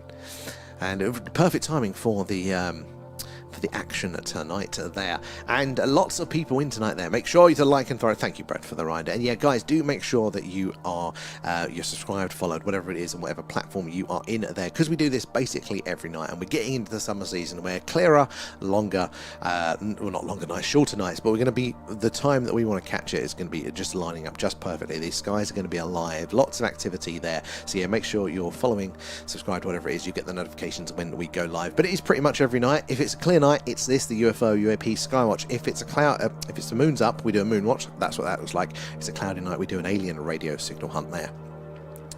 Listening out, kind of like the film Contact or that recent Apple TV series Pluribus there. We're always on the hunt there, but do say hello. Let us know where you're watching from if you've had an experience with the phenomena. I'm across a couple of chats tonight, so it takes me a minute. I'll read through the TikTok, then I'll bounce back to the YouTube and vice versa there. But do say hello and just give me a minute and I'll hopefully get around to your message soon. That is my favourite part of it all there, so I do love to hear from you. I love to hear your experiences, because that is what's really helped me understand the phenomena a lot more there and really paint that picture. Kate coming in with the shares there, because it is the shares and likes that helps us reach all of you guys. It's how the platforms know that people might be interested, and you never know who's going to come in and what account of the phenomena they're going to share there, or maybe it's their professional experience. You know, we've had people in who work with satellites and things and been able to help us refine what we're doing there. Zach, what's happening? How are you doing? Hopefully it's meant to be a meteor shower, so hopefully we're not only going to have the anomalous, the satellites, and the beautiful night sky, but some shooting stars, which always look cool. So fingers crossed that's going to kick off for us soon there. And Paul there, do you know the best time to look out for the meteorites tonight? So I think it's the wee hours UK time. Oh, there was one. Oh, please tell me, guys. Please tell me that. Oh no, TikTok. It was just behind me. I don't think you guys saw it. No, that's a good reason. So if you're on the YouTube and the Twitch, you get the full screen like that. You see a little bit more of the sky. But there was the first shooting star. It was just there to answer that one. So yeah, you get to see that. You can put us on the big TV there as well. But yeah, now it should be starting. We should be in the right place at the right time there. And Erin, is it? Oh, it's Ellen. Ellen, sorry, my eyes are awful there. And it was a triangle there shape. I took a picture and then filmed them there, and I have pictures going to. When you post those, Ellen, tag us in it, please, so I can see them there, because that is phenomenal there. And also, if it's your cup of tea, we've got a Discord community as well, link in the bio for that one. Everyone's welcome to join, totally free, but we've got a really cool personal experiences section where loads of you guys are putting in your stories, your accounts, your images and videos of, like, you know, the phenomena that you've experienced, so you can add to that, and that way it doesn't just disappear. And the whole community, I know, would like to see that there. Guys, it's open to everyone if you want to check those out. Lots of latest news and stuff on the UFOs as well, and as you've probably seen the little pop-ups there, we do a movie club, deep dives and things like that as well. And Janie, thank you for the heart, appreciate that. All the gifts, the subs, patrons and super chats now as well, they all go back into the stream there, helping us improve on what we do. So where are we? Into the chat there. No, I've done that one. Thomas there, what did you think of the alien in Signs there when it go past the kids' party? Thomas, you know that one, I hate that. And I didn't realise at the time that everybody hated that. I've seen memes of it recently, and you know the scene. He's walking, and then he just looks around at the camera. You know, everybody knows that scene. And yeah, like I hated that. That really, and we watched that for one of our movie clubs. So once a month, we on the Discord, we have to watch it separately, whatever platform it's available on. But we all press play at the same time. It's normally 10 p.m. UK time, and then we chat along in the Discord as we watch through the films. And Signs was one of them there. And yeah, everybody hates that. Something about it. It was just something so eerie. It's very primordial, wasn't it? I didn't like that at all. How you doing, Janie, as well? And the Bat Be Freak. Good spotting. Sorry, I'm so far behind in the chat, but hopefully we can still zoom in on the good stuff. Keep up the good spotting there. And Ellen as well there. Thank you for the follow as well. And Nick's Row, is the camera backwards? So it's not backwards, but it is sideways. So to fit it all in vertically rather than just crop it, we've turned it, you know, from that to that. If you're on the TikTok or you're on the YouTube vertical, but if you're on the horizontal on the on the YouTube, you're getting it up the correct way there. The tracking system is getting loads better. Thank you, Lee. I should say thank you to the tracking software. It's slowly getting there. There's still a few areas I need to tweak with it, but hopefully by the time summer rolls around, that tracker is going to help us improve, you know, our sightings and our numbers of anomalies there. And we had a good suggestion last night of maybe the anomalous flashing as well, because every now and again we'll see a flash. once every 2 minutes, once every 17 seconds, whatever it might be, from the same part of the sky, and everything up there should be in motion, should be moving. So something that is sitting there long enough to flash back, that's also not one of the stars that's really far away. Very anomalous, very strange. So we're going to try and get to incorporate things like that as well. And Thomas, thank you for the follow there. Avery, very faintly. I wonder if there's anything still there. I'm so far behind there, but keep up the good spot. And that was there. I have recordings of non-Earth voices that I found on a radio telescope live feed on my page. Oh, very interesting there, because that ties in with when we're doing our alien radio signal hunts there. We're searching in radio there, hoping to hear a potential message from ET. There's a lot more science that goes into that one, and it's not as active for you know, getting the hits, but it is very, very interesting. And if you do get something there, you do get to be on the news, because they are very, very rare. But they do happen, these anomalous radio signals. Science will say there's no evidence for ET, there's no evidence for alien life, and what they mean is there's no smoking gun that has been proven 100%, but there is collectively a lot of individual evidence there that, you know, on its own, we need to do other tests, we need confirmations, fine, but there is just so much individual evidence out there that you go, come on, lads. Come on, there is some fire to this smoke there. And you saw one in D1, D2. Ah, yeah, we might have D1, D2. Oh, that's a good spot, and you caught that one there, Rachel. And Bougie as well. The reptilian experience was disturbing, and the others was amazing. I hear that with the reptilians. Now, was that, do you think, because there's a sort of a malicious nature around that particular type of being, or is it just that they're so different to us? Because a lot of the other potential, you know, aliens that may be out there, they're very humanoid, aren't they? They look like us, and some of those theories, they could be us from the future or in the past. Maybe there are some weird, or evolutionarily us down the road, but maybe the reptilians there, they are just so different from us, so it feels very unnerving from like that point there. Boss, a super chat, Kate. So a super chat is YouTube's equivalent of the gifting. So but they don't, I think they do on the vertical, they do the gifts, but the super chat is normally like it's like a higher amount as a one big hit sort of thing. They do that version of it, and it's new, it's very new, Kate. I think it's literally, this is the second stream where we've been eligible for that. But thank you for anybody that does that, so it all does go back into the stream there. Kate as well, coming in with the shares. Is those shares, the likes, the tapping away, all of that sort of stuff, guys, that helps us reach more and more like-minded people like yourselves. And if you are just joining us, we're doing a live UFO UAP Skywatch. They're coming to you live from Wiltshire in the UK, which is right in the heart of Crop Circle country, just down the road from Stonehenge. So lots of weird and wonderful things in the night sky here. Lots of movement. There's a little bit of faint movement in the middle there. But also a meteor shower tonight as well. We've already just had one, so hopefully we can get more of a show in the sky for there. But yeah, say hello in the chat. Let us know where you're all watching from, and I'm bouncing between a few chats. So I'll finish up here on TikTok, then bounce back to YouTube and see what you guys have been up to there. And Jonathan, thank you for the heart. Appreciate that one. Alfie is in as well there. And Bougie there. I have my own little mini spaceship controlled by my mind, and another alien body in purple and stringy there. So I'm trying to unpack that. So is that a sort of a consciousness connection, sort of? And Nick's there. Why are we, what way are we supposed to be looking? So we are currently looking east, northeast-ish, that sort of way at the minute. Hence we've got a bit of light pollution, pointing slightly over the town there. And gee, saw 15 satellites in 10 minutes about an hour ago. The skies are alive. Literally the first time, which is almost a year ago now, I got this camera working, got the lens right, pointing up to the night sky. We had 14 objects moving across the screen, and I had at this point I'd never seen a satellite even with my naked eye, and I'm going, what the hell is this? The skies are alive, but there's so many of them up there. And there's going to be so many more as well there. And back there, have you ever read the Dr. Jonathan Reed's Aliens as UFO video? I might have. I don't recognise the name. What sort of one was it? What went on in the video there? I might ring a bell for there and there. And have seen so many different. Not scared anymore there. And I'm a medium there. And it's a long story, but I said 100% would love to read that one there. And there is a big connection in our community of people that kind of have these extra sort of sensory skills there and association like that. Myself, I'm not connected like that, sadly, but there's been some interesting things. There does seem to be a correlation. Our community often will there'll be groups of people that will complain about sort of headaches or pressures behind the eyes, that sort of stuff, and then lo and behold there'll be something in the news related to space, whether it is a massive solar flare or an anomalous object flying through. There's been some interesting correlations there. Bougie coming in with the shares as well there. And Kate, I've got another Kate. How do you know when the meteors are coming? So, well, specifically, like, in the next 10 minutes, we don't know that down to that detail. But what's happening, generally speaking, is where the Earth is orbiting the sun. Around the sun, there's these sort of debris fields, so just patches where there's just like a lot of rubble sitting there in space, basically. Normally, like a past comet or meteorite has broken up and shattered, and it's like if you imagine somebody just chucks a load of bricks across a road.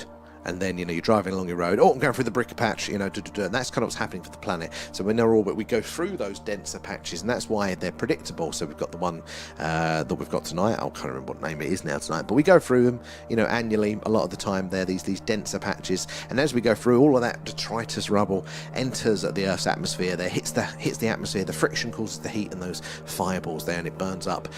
So we know generally those times of years, the days that we're expected to go through those patches. But to the minute, I mean, you can kind of give the window time-wise as well. You know when that part of the sky is going to be at night. But I mean, I can't know when the particular bit is going to come in there. We just have to wait and see. But we've already had one, so I think we're entering that patch now there. And what the was laying in the hot tub tonight there, watching the sky, and kept thinking I was seeing something flash. So you probably were. Now, man-made satellites can appear to flash, but it's a lot rarer than it used to be there by modern technology, the standards there, so it is less. But every now and again, you do see with the naked eye, did I just see a flash there? And this ties in with another phenomena that has been noticed in these old photographic plates of the night sky. All sky surveys back in the 50s, before man-made satellites, they seem to have detected the same things. So normally people go, it's the satellites that are causing these flashes, but we have now recorded photographic evidence that these sorts of things was happening before anything man-made in space in orbit. They don't know exactly. And the other day, a meteor was lighting the sky, and they didn't know. There, we did have a really close call. I think it was last year. Like a sizable comet or meteor basically went between us and the moon. That's very close. And we only knew when it went, like that, when it whistled past us.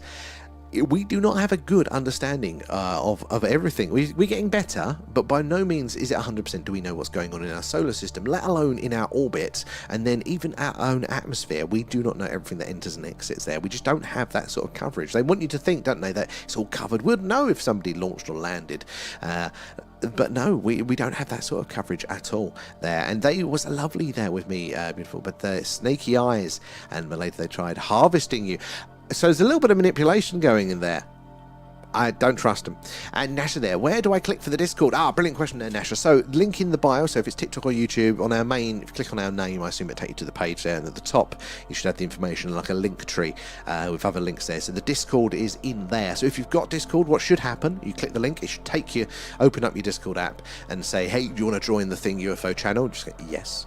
Some people do have a bit of an issue, and if you are having issues, it's not working, you copy the link text to www, whatever it might be, and you paste it into any browser, and then it works for some reason there. But we want to see you all over there. Even if you just want to be quiet and just kind of watch along on the Discord there, you're for our movie club, you're more than welcome to do that one. Aaron at 2, the same question. Let us know once you've done it, if you've had success. If not, we'll have to figure out problem solving here. Some people do get put into I need to approve, so you might need to let me know, but I don't know why that is. And yes, in the weird stringy body smells like bleach and ammonia, and stringy bits are to combat inertia. The stringy bits, I've not heard of the stringy bits, but it's an interesting thing how biology might be so strange there for these things that we haven't even considered there. But ammonia and bleach is a long history with UFOs and aliens, the connection with that as well there. And there's a lot of sensitives in the community. There very much is there against another correlation that we're drawing. It's not 100% by any means, but it's a more than, if I went to a knitting class, you're not going to get the same amount of people that are sensitive as there are in this. There is an interesting connection there, and only one that I've never heard, and I've never cared about Discord, and need to download it. I think I was the same, Dino. Work made me get it. That was their primary communication. Right? My work has never taken my phone number. It's only the payroll that took my address, right? It was Discord everything. So I've had it for 4 years, and I've resisted it. I hated it. I didn't know what I was doing. It was like an old man messaging everybody at once with it. But doing it for this, actually, is quite good. So it is worth giving it a tackle, guys. We even brought Agent X over, didn't we, there?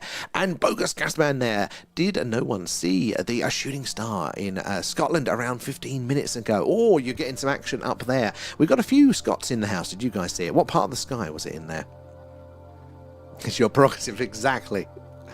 But that is the thing. There is a lot of subjectivity, isn't there, to the nature of the phenomena, and I get why people do feel very, very passionately about things, because we've all had our own experiences, and if you've had something in front of your face there, you know, you're going to be pretty convinced of these sorts of things there. But at the end of the day, a lot of these things, there are our interpretation of events there, and we are only as good as our experience, our knowledge, the books, the culture that we've been exposed to explain and answer what it is that we're seeing. So I think we always need to allow a little bit of possibility to update our models and understanding, and that's what I love so much about this community, this stream, is that we get so much information and you don't have to take it all in, but together it does help us paint this bigger, more detailed picture and understanding of what could be going on in a lot of areas with the phenomena.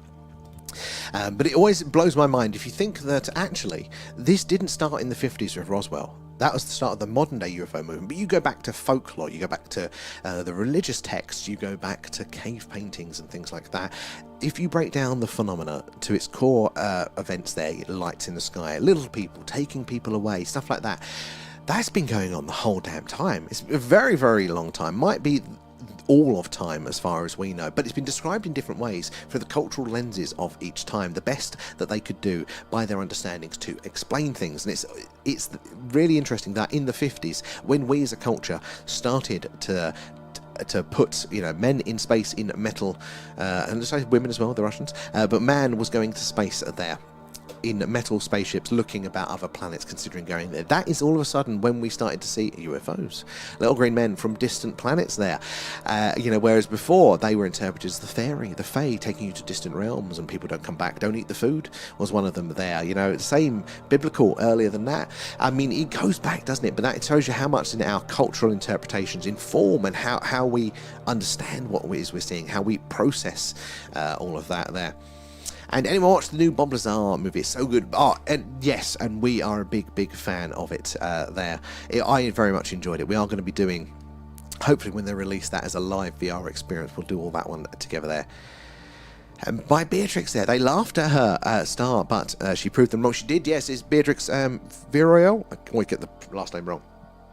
The scientist that actually looked into these transient objects there in those old photographic plates there, and everyone went, well, you're just seeing satellites. And you went, look at the date, and then they'll be like, you know, people are so easy to dismiss. But not only this peer-reviewed paper, and there aren't any good suggestions for it, but also other observatories are now able to corroborate it by their own photographic plates. So there was definitely something going on, something up there. And Miska's there, the king, do you believe aliens is evil? A very interesting one. I wouldn't say by default evil, but I would say that we have to be cautious until we know for sure otherwise.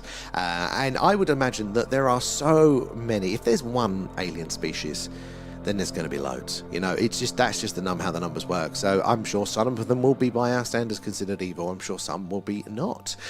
Probably a full mixed bag, but I would always exercise caution until we know otherwise. Very good question there. The lurkers are welcome. I'm a lurker. I wouldn't be chatting away, mainly because I can't spell. So I have to talk my way through there. And secrecy is a big part of it there. They have been here way before. Well, bullshit, they could well have been. Maybe one of the theories is that they're sort of an earlier civilization. The way the Earth is, the fact that we have our weather, you know, that wears and erodes things away, plate tectonics that recycle the Earth's crust and surface there. In theory, if there was an advanced technological species from more than like a million years ago, we would have zero evidence. Nothing is preserved. So, you know, they could have gone off and they could have come back, and there could be so many answers to it as well there. There's a nice bright one going across the screen there. It's gone red because the tracker screwed up its alignment, but it is still tracking at least there. And do you think people can contact aliens with baby monitors, just like the ones that they used in the film? In principle, yeah, radio is quite a simple technology, and there's a good reasons why aliens would still use radio. We go into that on our alien radio signal hunt streams, but it is plausible. Now, they'd have to be local with the baby monitors there, because they're not very strong receivers with it, so the signal would have to be quite high. So over these distances, if we're talking about a signal coming from space or even a distant planet there, you need a big dish for that, and a big aerial basically. It's a good question there. And obviously there, the Alpha Draconians are trying to control the entire universe with a newly acquired tech there. I mean, the actual politics of space, would not necessarily be much different to the politics we have down here. You know, people on their islands or their planets, you know, they're going to have different interests, different priorities, different levels of resources, and sadly there's not many ways to figure that one out there. And Pepsi, thank you for the shares, but also for the follow where you're joining us from tonight there. And humans are cooperating with them rather than the benevolent opposition. Oh, is there a reason why? And Bradsky there, if I can find it quick. Oh, what was that for there?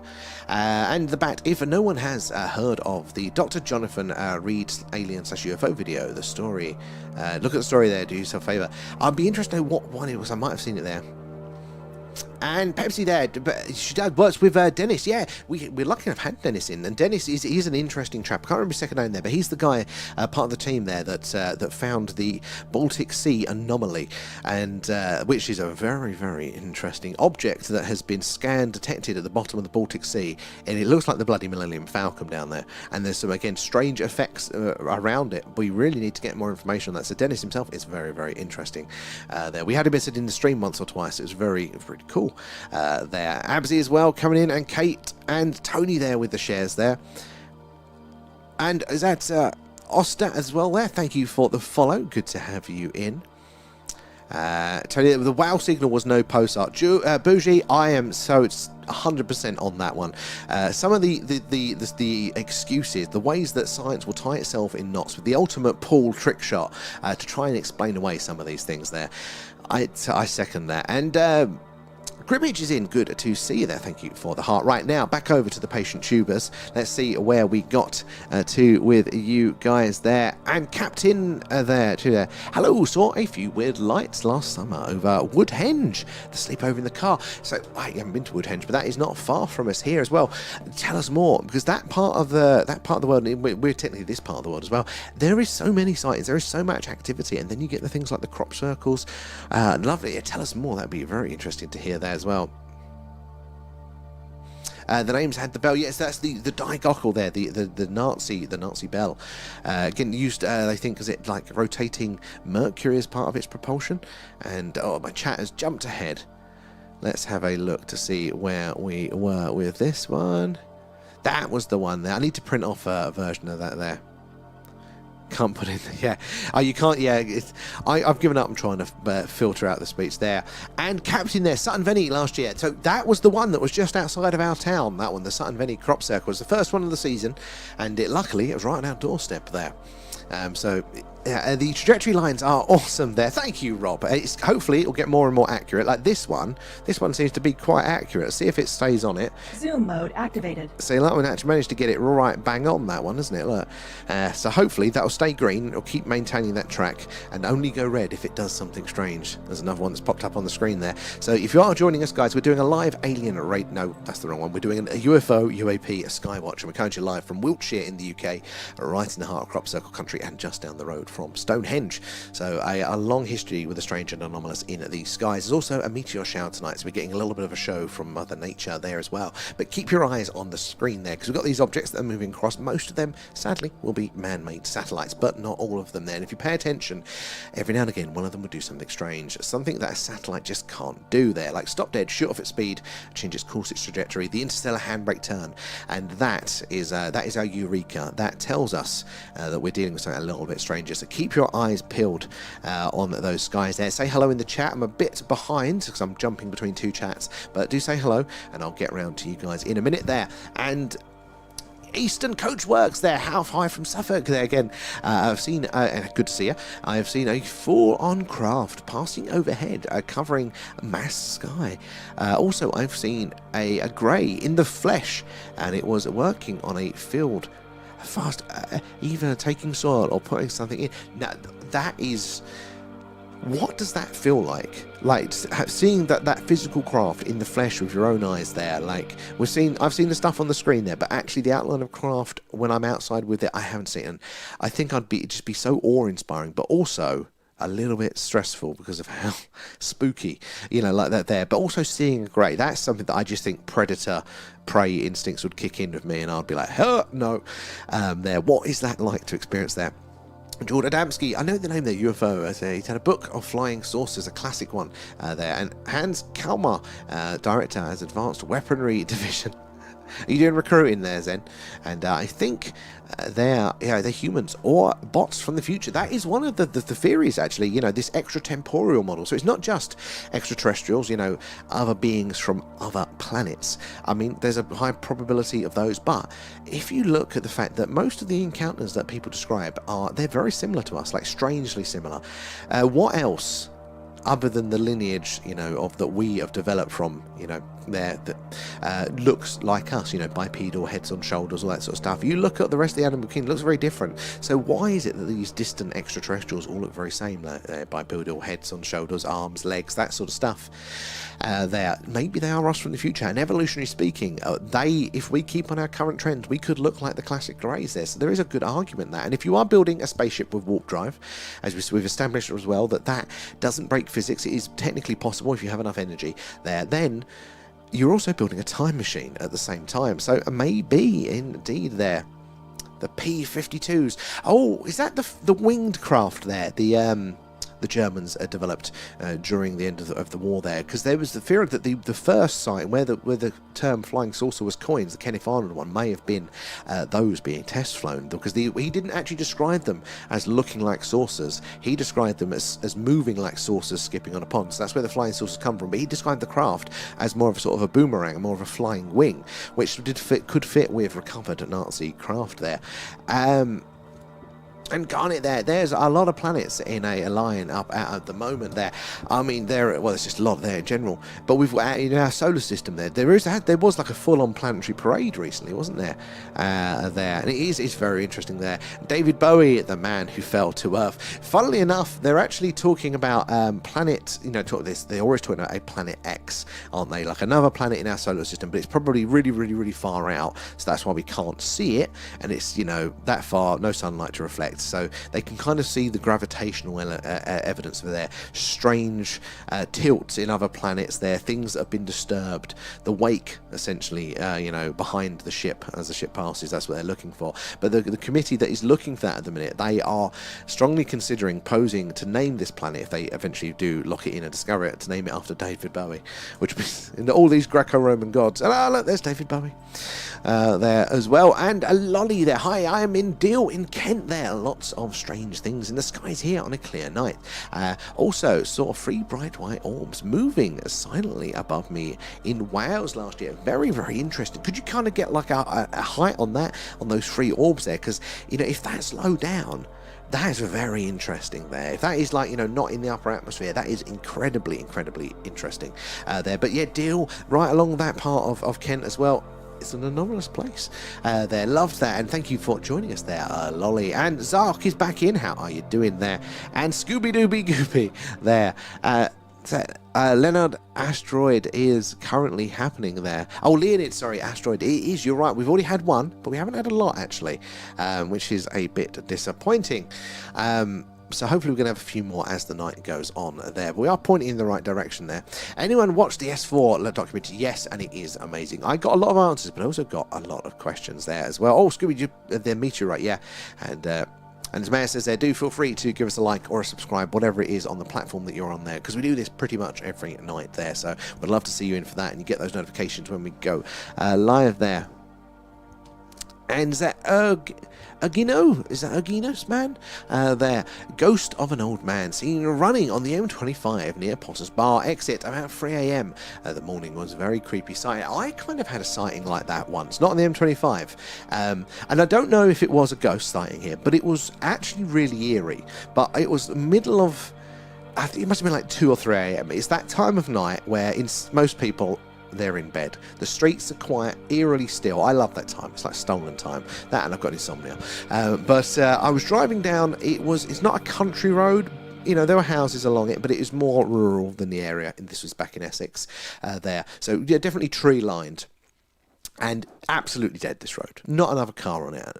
And I was driving down there night, listening to music, going in a straight line. And as I kind of crested the hill and came over, this beautiful ice white stallion came towards me and over the hill, just like when they show it in movies, right? And this was running in the middle of the road, no rider, no other people around, just running straight by. What the fuck? And just off like that, so majestic, so bright, like that. And it was, a horse could have escaped, but it was just so brilliantly white and so eerily on its own, running perfectly down the centre of the road towards me there. You go, maybe there, because that was an old bit of an old coaching road there, so it's definitely old enough for these things there. And NASA had 2 rockets sent to the ISS there a few hours ago there. Might see them. Oh, that would be pretty cool if we could. It was too cloudy for us to catch the Artemis one though. And Viking there. No, that was Viking. And what about Planet X there? We literally just covered the Planet X. So good.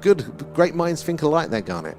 And stop giving me nightmares talking about that. And a lossy there as well. I saw a great fireball near Newbury in Berks, one while driving on the M4 there, and it flared really bright. It is phenomenal. Have you ever seen the ones, the Chelyabinsk meteorite that came in from Russia? That was just full on. If that had happened, to me, I go, bloody hell, the world's ending. But it was so loud, the percussive explosion effects of such a large object. It didn't hit the ground, but the shockwave, caused a lot of damage, a lot of broken glass and windows. But just nature just is absolutely phenomenal. And in Earth's history, that was a much more common, and it's more common not to get the big dangerous ones that probably reset not just life as we know with the dinosaurs, but multiple instances of life on occasion. Not crocodiles. They've been pretty chill. They've survived quite a few extinction events. But early man, there's a crater in France, such an old one that knocked out the French population. Not the French back then, it was all Neanderthals and things. But yeah, it affected populations, and it was something that early man has definitely had to deal with quite a lot there. And Colin there, you are making this stream there. The show was going down during humanity because it's the watchers there watching us do stuff. Hold on, let me read that one again there.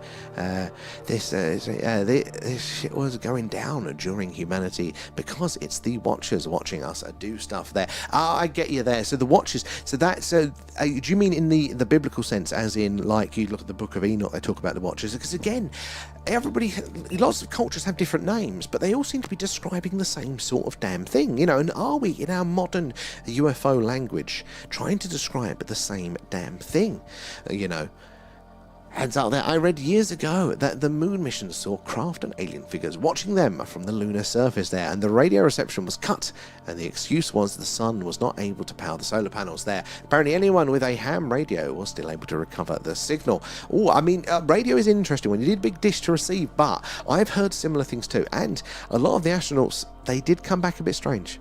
And like old Neil Armstrong, he was very straight-laced, didn't really publicly express an interest in anything like UFOs, but also when he came back there, did privately look to help people and was involved in setting up some UFO research groups. It's very, very interesting. That one. We're going to do a series at some point where we are actually going to read through the transcripts from the moon missions, all of the stuff that might not have got aired, and analyse all of it there. It's going to be a long read through. We'll probably do that over on our Patreon, the deep dives there. And if you do want to join us for that one, or for, I think next Friday when we're doing the Condign report then, which is the part 2, but it's a very, very interesting UK report. We're going to be reading through it there over on the Patreon. We don't have to keep introducing what we're doing. It's a live stream. We can hear what you guys think as we read it along, but we really get into the meat of the UFO phenomena there. So you can join us for free there. It's got a link in the bio for a whole free month there, and we'll be doing another live on that one, but maybe we'll do the moon read through soon there as well. And Willow there, hello, evening, good evening. Have you seen the TV ET interruption in the news in the 1977 there? And it's on YouTube, and it was in Hampshire. That's it is a portal. Well, Hampshire, again, ancient history of these things. So I remember that one as well. I can't remember, and again, I don't think they got anybody for that one, so it's definitely not proved to be as a hoax. But yeah, very interesting having that sort of stuff there, because there was another one as well. We had the one in the UK, but there was a very similar one somewhere else there. Loving that rocket there, Rob. Scroll up here. Where are we in the chat? There as well. Anyone watch where David Politer's missing 411 there? And sorry guys, it keeps jumping ahead on me. I'm trying to scroll through, and then it goes, oh no, you want to be right at the bottom. No, I don't. Listen to my instruction. Where is it? Bloody thing.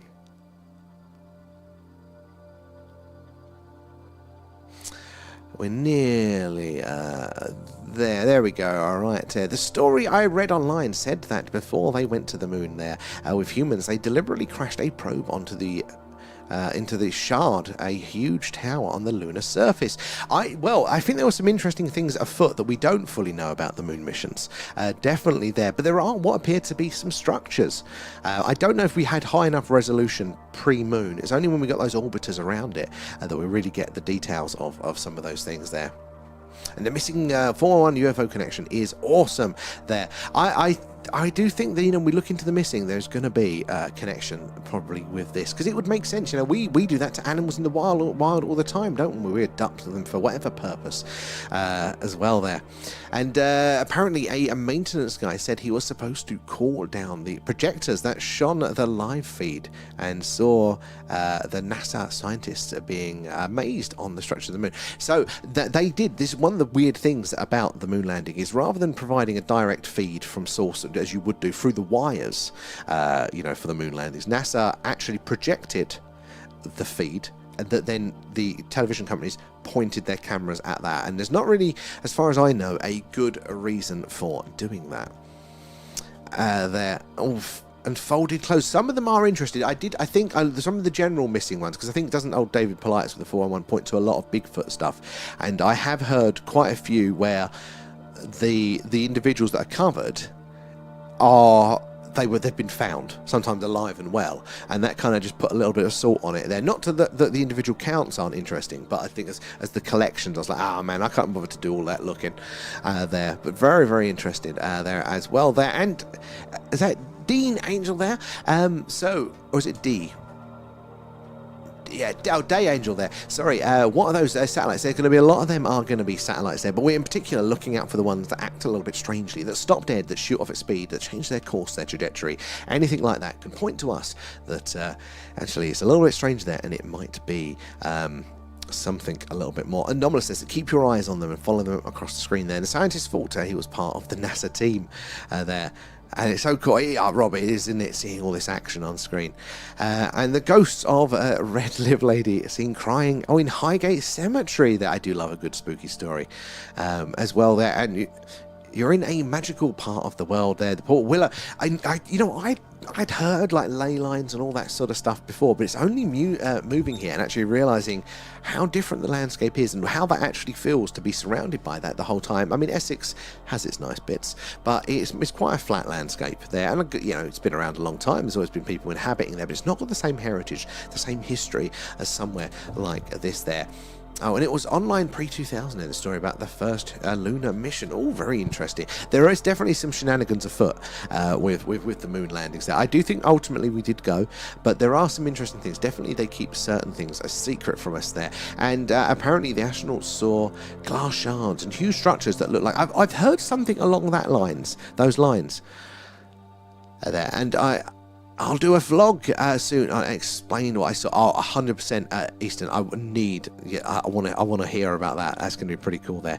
And anyone watched Peter Osborne's on YouTube? No, I haven't seen that one yet. I don't know Peter. And anything on camera yet, Carlos? I don't think we've had many anomalies tonight, sadly. But I'm sure they will be coming up soon. We had a few shooting stars though. I just remembered that there is a video on YouTube and it's insane. The Museum of Alien Life. Oh, I've not heard of that one. Somebody link me that. And the ghost of a crying cat fighting with an alien in Wanstead Fields. Oh, that poor thing got probed there. And deep into the orbs. I mean, orbs are a very interesting subject there. And as we've all heard, thank you, Mayor, for the hydration reminder, that I think, you know, it's the orbs, a good part of that phenomenon is probably going to be the plasmoids there, the idea of intelligent, sentient plasma that's been with us here on Earth the whole time. Would explain a lot of those sightings. Hello, Blue Nose, and thank you for the gift there. That's very, very kind.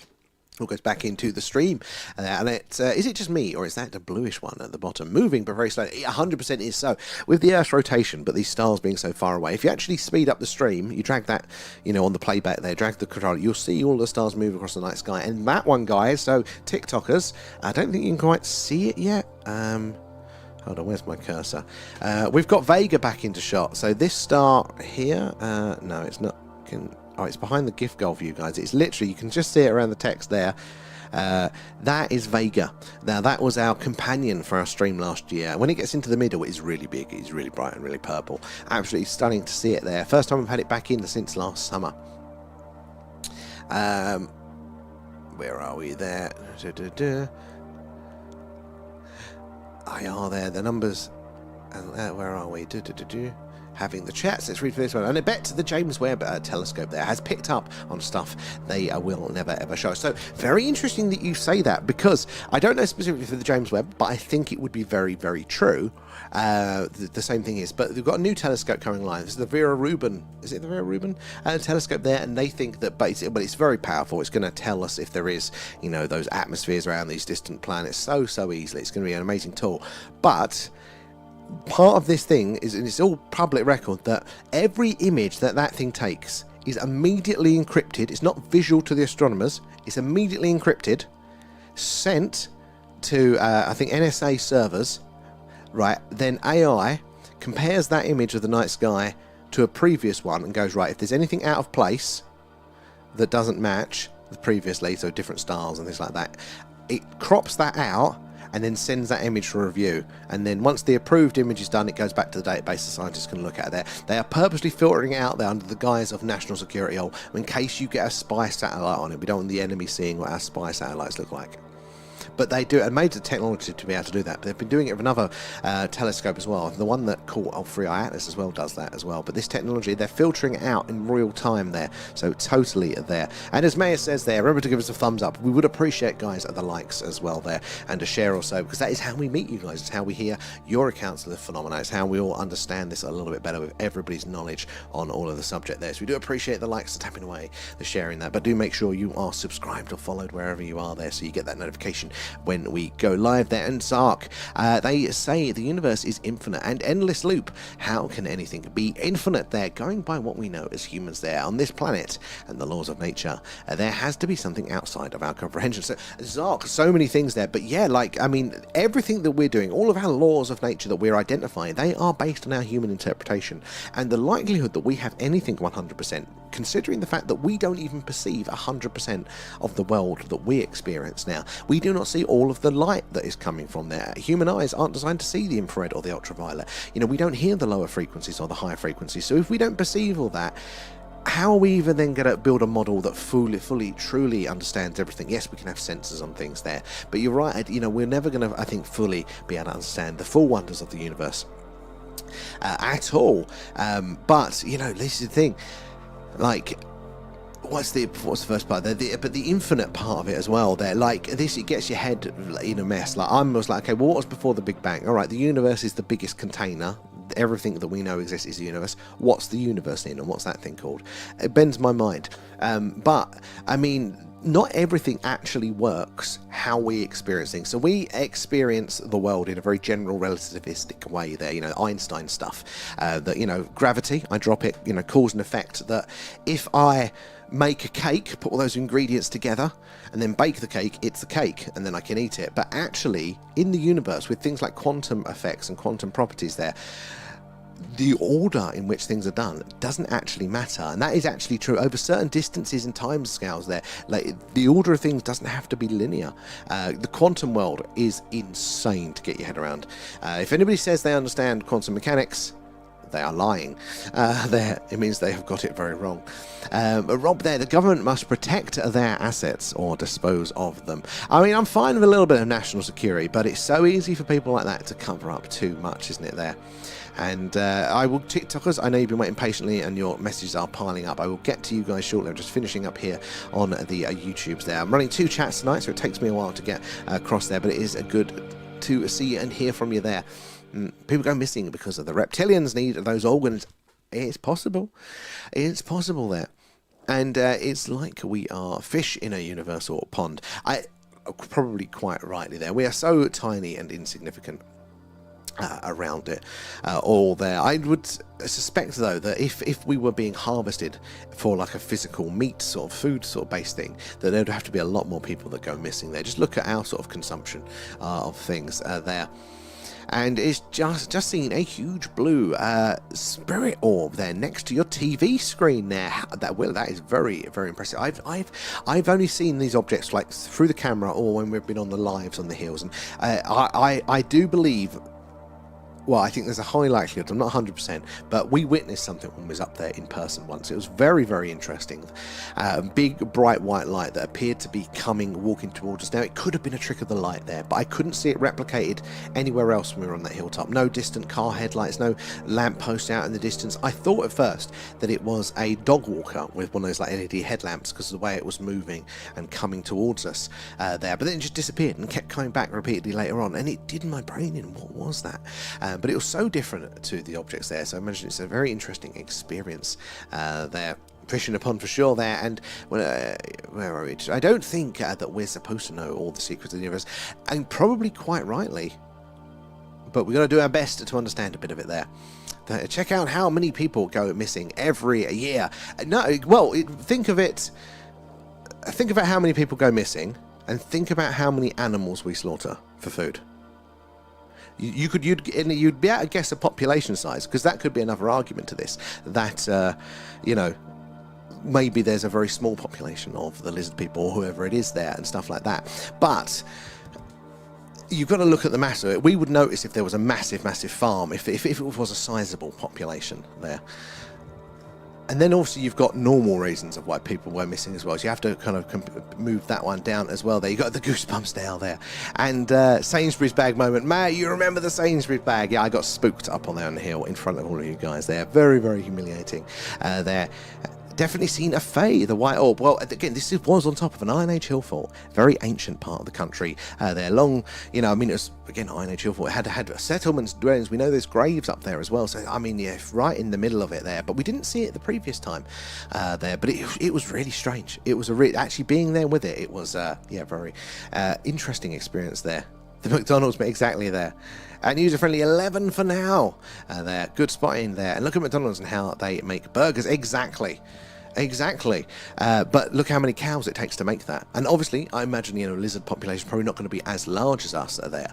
But it seems like a very inefficient way, unless it was like a stranded colony. Like if it's the remnants of a struggling colony there, and there is, we're talking in the hundreds.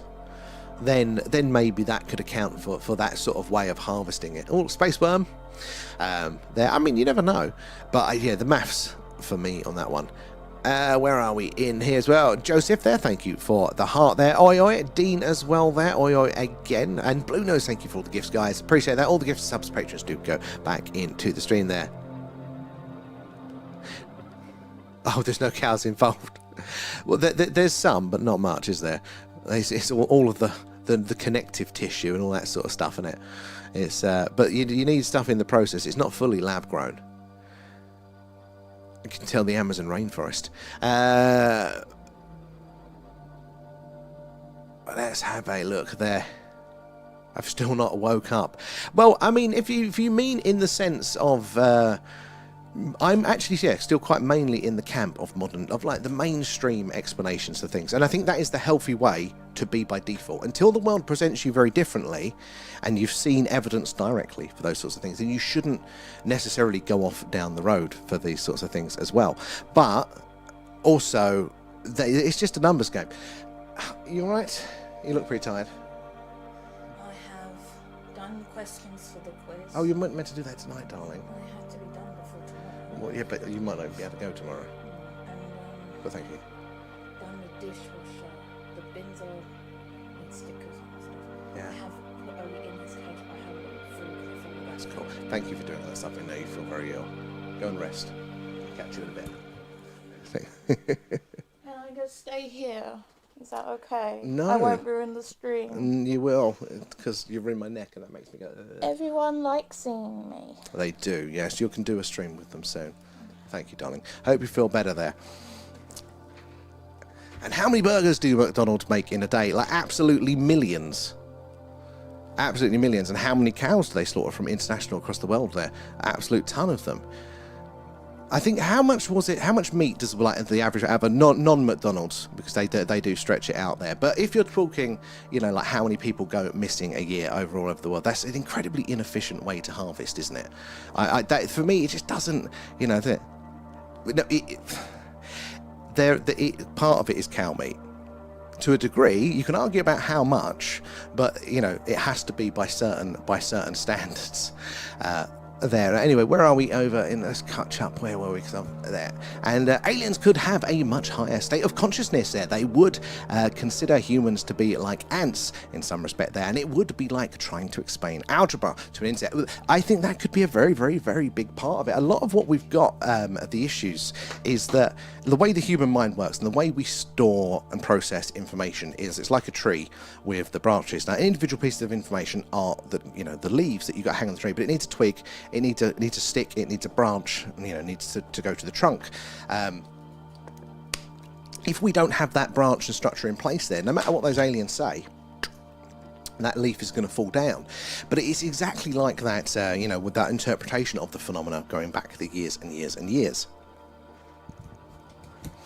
It's definitely, you know, like this thing, we have to filter it through what we do understand to kind of perceive it there.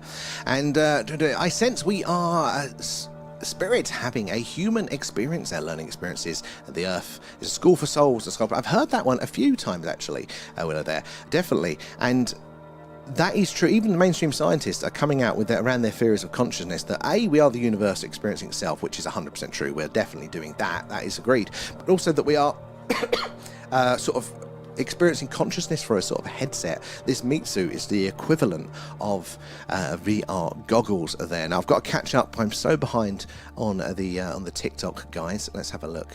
Where were we in the chat there? I'll come back to YouTubers in a moment there. Well, let's have a look there. They've been here way before. It's 100% there. And oh no, I've done that one. Let me scroll. I've scrolled too far ahead now. I see that over 100 messages there. Followed us there. And Gribbage is in. That's about where we got to there. Bonkers as well. Thank you for the follow. Where are you joining us on tonight then, Bougie? I love just how much information and intelligence there is in this live. It's a melting pot of ideas. That is the thing, isn't it? It's everything contributing together, and you don't have to take all of the information there. That's not what the point is. But the point is that, you know, people are offering all of this up, and, you know, we can individually then select what we, you know, what makes sense to us, what fits in with everything else that we have seen there as well. So I absolutely love that one there. And pending for the Discord there, Tick Tick. I will approve you in a minute there as well. And Jonathan there, we do very interesting anomalies there. Not natural, and looks like the craft to me there. Sometimes there are those very interesting ones there. Look, we've got a nice tracked one across the screen. I say that and it loses the bloody tracking. Doesn't seem to be learning now, does it? There. And the Diglockle is rumoured to have come down in Kecksburg. Oh yes, to the Kecksburg crash, which is, again, it's another really interesting one. Not only does the shape match up, and it's quite a unique shape, but the actual there are people from the town, the fire department, I think the police department, that reported the crash, seeing the craft. Then people that served in the military reported being at the crash site. There were even sort of guards on the gates of a local military base where they reportedly kept the wreckage that night after recovery that came out later. And then even going years and years... Oh, we're getting a bit of a signal issue now. Let's give that a second to try and reconnect. There we go. Hopefully that should be working now. Sorry guys, signal dropped. But yeah, years and years later, there were people that came out that were apparently recording... Brain's got dead. That apparently were contractors that built a simulator to train people on that type of craft as well. Like, there are so many connection points for that, touch points of proving that it could be. Look, it's not slam dunk evidence. We don't have the thing in front of us that we can all look at and tap at, but there are so many individual touch points. It does point it look and good there. And we're putting about east there, Almere. Well, about east. Vega is just in shot there, just that purple one. And Jonathan there, you won't get stressed if you see on there. You just can't work it out, what you are seeing. In fact, so, well, this is the thing. It depends. It depends, because we rely a lot of our psychological safety on our understandings of how the world works, right? And you'll see this in people, and you can see it a lot politically, that sometimes you'll be trying to, argue a point to the opposite of somebody else there, and they will get venomously angry, even though the point itself will be pretty inconsequential. They'll get so stressed by it because you're not just proving that individual thing wrong. Sometimes you're tackling that whole structure, because if that structure is correct, and that is what they've built that belief on, things like simple things, and this is a common one here, and there'll be a few people that follow it, but the good versus bad narrative there's a good person and there's a bad person. Well, that's how the world works. Well, you're a good person, you're a bad person. When you kind of actually go, look, well, actually it's a little bit more complicated than that can really upset people, because it's a fundamental foundation and belief. And the same could be true with inanimate objects as well. If you're a mainstream prosaic person there that is rigid, like the government tells me everything, and I trust them and I trust everybody here, and then you see a fucking flying saucer fly over, you've got to match those two things up. There's a paradox there.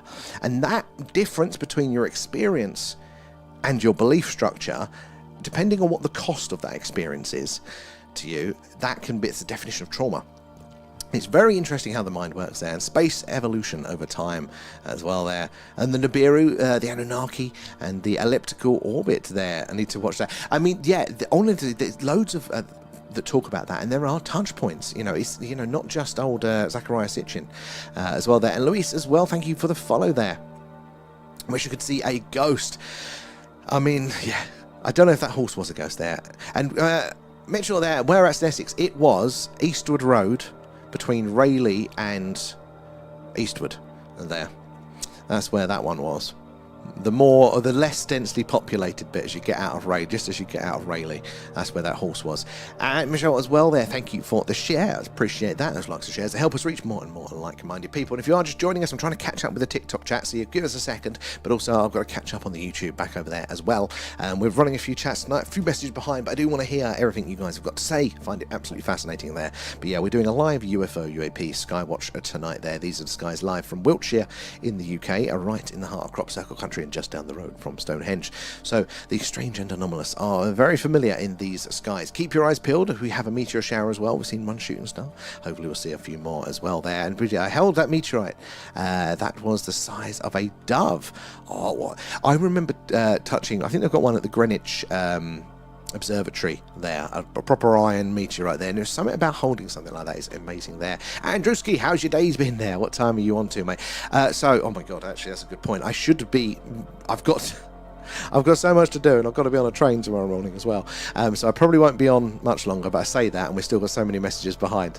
But it's been good, busy but good. I hope you've been well there. And I held a meteorite the size of a dice there, but it felt as heavy as a brick. Well, the iron ones are, they are very, very dense there. Fallen angels fancying us as irresistible human women there. The Nephilim, that is lots of religious texts talk about a very similar thing there. You do think, how much of that is going to be human interpretation, or are they all trying to again describe certain events there? And EV as well, thank you for the follow there. And Drewski there, I'm glad to hear it there. Thomas, I'm surprised no UFO landed in your garden there. Cassia room is so green. Honestly, I look like a weirdo. Guys, go onto our TikTok page. We've got the short of it there, and it's the little clip, and it's like this doorway is just a green glow. It looks like you're being probed in here, but like the window is the same as well. And in the summer, when I've got the window open, the blinds open to get some bloody air in here, it's just this green light. God knows what the neighbours think there. When we were putting up the big dish on the roof to do the alien radio signal hunt, it's a really big parabolic mesh antennae dish there that's designed to listen to those frequencies. My neighbour looks up to me and he's like, "Oh, what TV channels are you trying to get with that?" And I'm thinking to myself, I've only just moved in here. Do I tell him it's for aliens? But it gets around pretty quick, so I'm sure I'm the local alien weirdo there. Time for another screen for easier comment reading. I actually need a bigger screen. This is on an auto cue, so that's why I'm looking at you guys, because there's a camera and it projects the screen up. Because that way, it's just better for eye contact. But they do a bigger version of the thing now, which I really, really bloody need. But no, this one it's only about that big, so having the few chats on it, and I can make the TikTok chat bigger, I can't make the YouTube chat bigger. Very frustrating. So that's why I'm staring at you guys out there. And 12 scientists have gone missing or dead is rumoured. They are working on the zero gravity machines. I think there's going to be something to it. Probably not all of them, But I reckon there's something going on there, it really is. And definitely with that sort of research, that is 100% going on. There are so many adjacent indicators for that being the case there. And some of those individuals are very, very interesting in the situations around their disappearances, etc. there. And it vibrated for hours, suggesting it's hollow. That is very interesting to vibrate for that amount of time there as a meteorite there. And Lee kept looking outside, but it's really cloudy here in West Yorkshire. We are getting a whisper cloud come over. It's held off a little bit, so we're lucky there. But you have to live vicariously through the stream there. And what's the Patty video? And then Drewski, is that light pollution on the lens at the bottom? So it could well be, because we are pointing to that part of the town, but also this lens is a bit weird, and there's some lenses are brighter in certain areas, and I think I remember it doing this last summer when we were pointing there. So it could be, it could just be equipment issues there. And did you hear about the 12? Yes, I did. They're very interesting there. When we scroll through there, good evening, Blue Nose. I'm just getting to your message now. That's how far behind I am in the chat, guys. There. They're working in the nuclear sciences. A lot of them were, but even the general that went missing, he was literally working on the reverse engineering stuff, and his emails were leaked, wasn't he? With he was a liaison with an informant of old what's his name, Blink 182 chap that did all of the UFO disclosure stuff. So he's definitely connected directly to the UFO stuff there. And Man and His Dog, thank you for the follow. Where are you joining us from there? And Patriot Games there. NASA scientists taken is now monthly. They will keep doing this. The security services kind of haven't learned that they can't keep doing, like the politicians, they can't keep doing the same shit that they always do. We live in a day and age where it's far too connected, and people are now able to connect these dots and get that information, and they're just not used to it. So they will keep pushing it, they will keep doing it until it is so damn obvious that it all comes out there. And when is it there, Raphael? So it should be now, the meteor shower, just any time they could come up on screen there. And Glitch Boys, thank you for the follow, good to have you in there. And NASA's I'm just working on the same stuff yet. We've done that one there. And Adrian as well, Glitchboy, question, what do you think of the Trump releasing the alien files there? So anything, even just talking about that is a good thing. Brings it up again in popular culture a bit more. A few more people go, oh, I didn't know the president's even talking about that. Well, maybe it's not as silly as we thought it was. Just anything like that is good. Now, politicians always promise lots, do they, and deliver very little. I mean, even the first round of the Epstein files was a bit of a joke. So I'm sure they'll kind of give us nothing first, but hopefully we'll get more and more and more. They won't give us everything. They want to give us as little as possible, but hopefully is some progress to walk to that as well. And Jonathan there, I for one don't understand the quantum mechanics there. Would love to. I mean, Jonathan, literally they do say if a scientist says he understands quantum mechanics, then he doesn't understand quantum mechanics. There are still so many questions around it. I mean, even things like gravity, that we have a functional understanding, we know a bit about it there, but some of the real core foundational elements of that we don't understand. We haven't locked in, even the scientists there. I said we have enough to make it functional, but we don't understand it fully. There's so many strange things out there that we don't have a good grip on. That's a nice one. The tracking seems to be working on that. Does it? Keep an eye out for the strange behaviour. Loving the stickers, Blue Nose there. And boys as well. Don't Bob's your uncle. There we go. Thank you for the follow there. It took me a minute, didn't it? And goodbye there. I see a satellite. There are going to be lots tonight there, so keep your eyes peeled.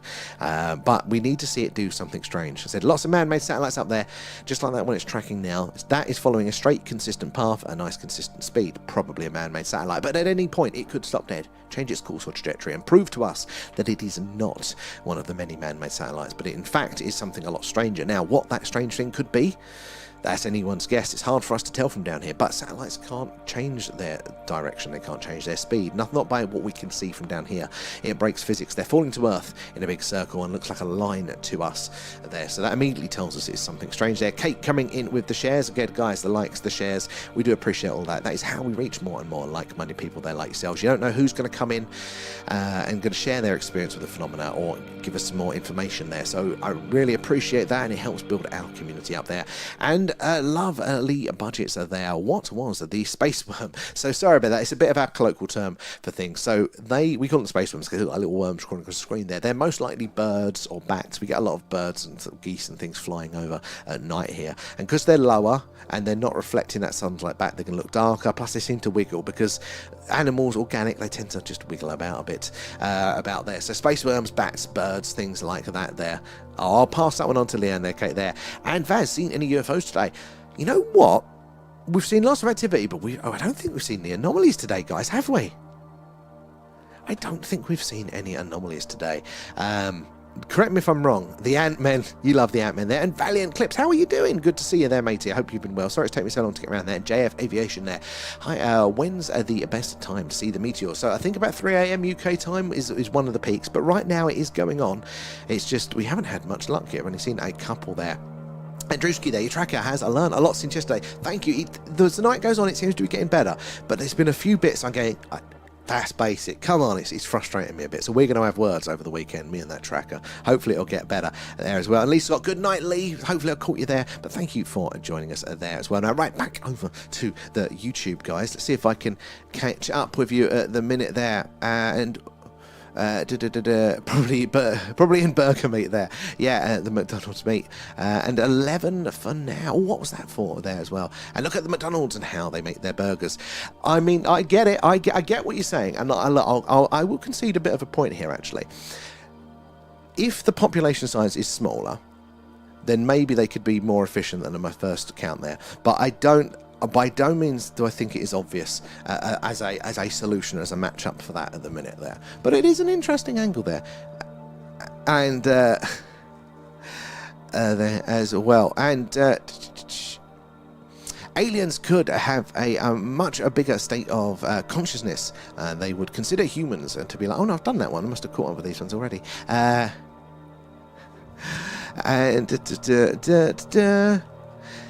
And so that's the issue there. So you still got to wake up there. See, that's the problem. And like, I kind of get, like, if you're kind of deep into something, you've got knowledge here. We get this a lot from the flat Earth community there. Like, you guys, there's something to you guys that seems so obvious, right? You've spent the time and you've looked into all this stuff, and to you guys that makes sense. And maybe if I looked into it, it'd make sense for me as well there. But whether it's terms like, oh, you've got to wake up, or for a lot of the it's like, oh, you're sheep, or and things like that. That's really like. It's really offensive, you know. That's the sort of thing there. To imply waking up implies that, oh no, you know, you're daydreaming. And look, this is the problem. This is how society works. We delegate knowledge out to other people because we can't possibly search for things the whole time ourselves. If we were to do that, we wouldn't ever have a chance to progress. We'd all be figuring out everything ourselves. We delegate to various degrees out to other institutions. Now, do we delegate to the wrong degree? 100%. Do we delegate to the wrong institutions? 110% there. We do it all of the time, but the principle of that sort of there is you can't break that. That is how humanity works. It's how we progress as a species. There's plenty of flaws, but that's how we move on with it there. So, like, what you've got to do is you've got to be careful with the language. Very careful, because otherwise people don't come over to it. There. And I sense we are a spirit having... Oh, no, I've done that one as well there. So why didn't I catch that one before there? And... why is it jumping ahead? For fuck's sake. Sorry, guys, let me try and find it. It's scrolling ahead. Oh, just past a super chat there. How did I miss that one there? Trajectory Lines Rule, thank you there, Rob. Very, very kind of yourself there. I appreciate that. The super chats, the gifts, subs, the patrons, it all goes back into the stream and helping us improve what we do. Oh, my God, where is it going? Let's have a look. Catching up with the chat, guys.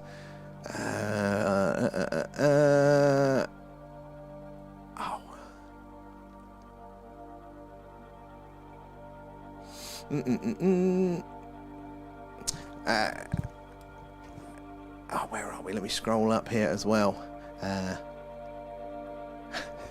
Alright, don't worry, I ate your share there. But that is the thing, the burgers thing.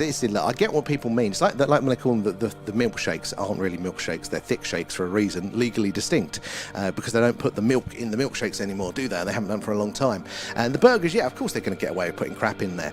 But to say that there's absolutely no beef in no McDonald's burgers anywhere at all is wrong, because, you know, you tell all of the cows that they knock down the rainforest for. You know, that's where a lot of that freaks. I don't know if that's still true to this exact day, but it was a couple of years ago. They were still definitely putting some meat in some of their burgers as well there. But of course corporations are going to mess around with that. But it's a question of physics. It's mass. Where is that stuff coming from? You know, it's got to come from somewhere.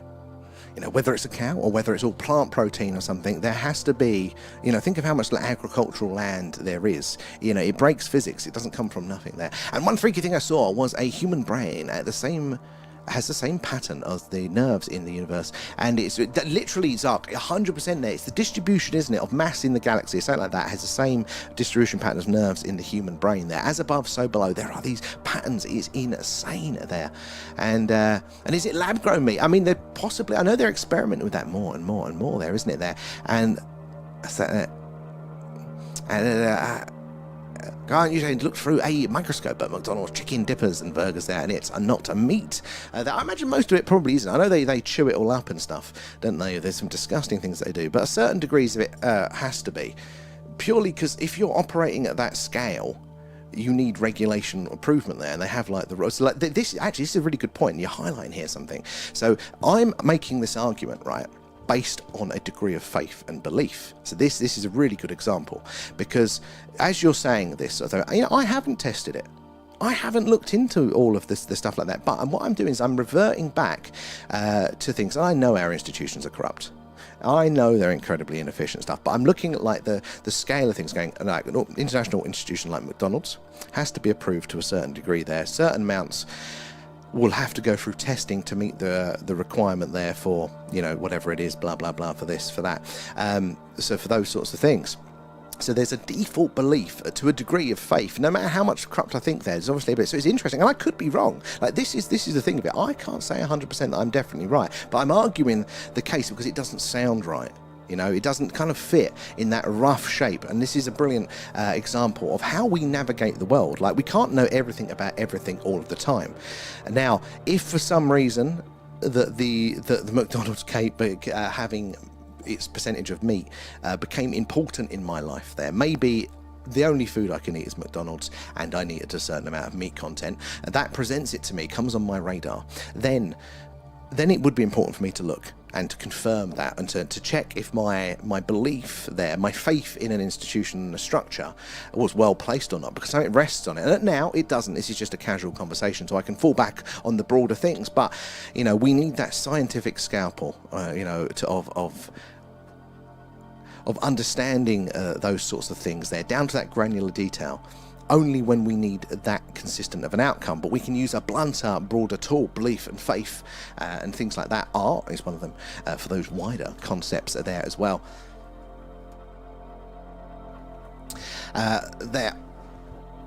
But with the guy on YouTube, here's an interesting question about faith as well. Why do you believe the guy on YouTube? Is it somebody that you know? I'm not saying that they're wrong, and I'm not saying that they're lying, but why? What is it that kind of gives you the faith in that institution? I think it's really interesting to figure that one out. Like, is it that you've got a relationship with this person, you've seen them over years, and you've seen their work, and then they're you know, they've been true on all the other things, so I think by default, you know, they've built up that faith. Did they come out and, you know, they've got qualifications, and therefore, you know, it's faith in an institution?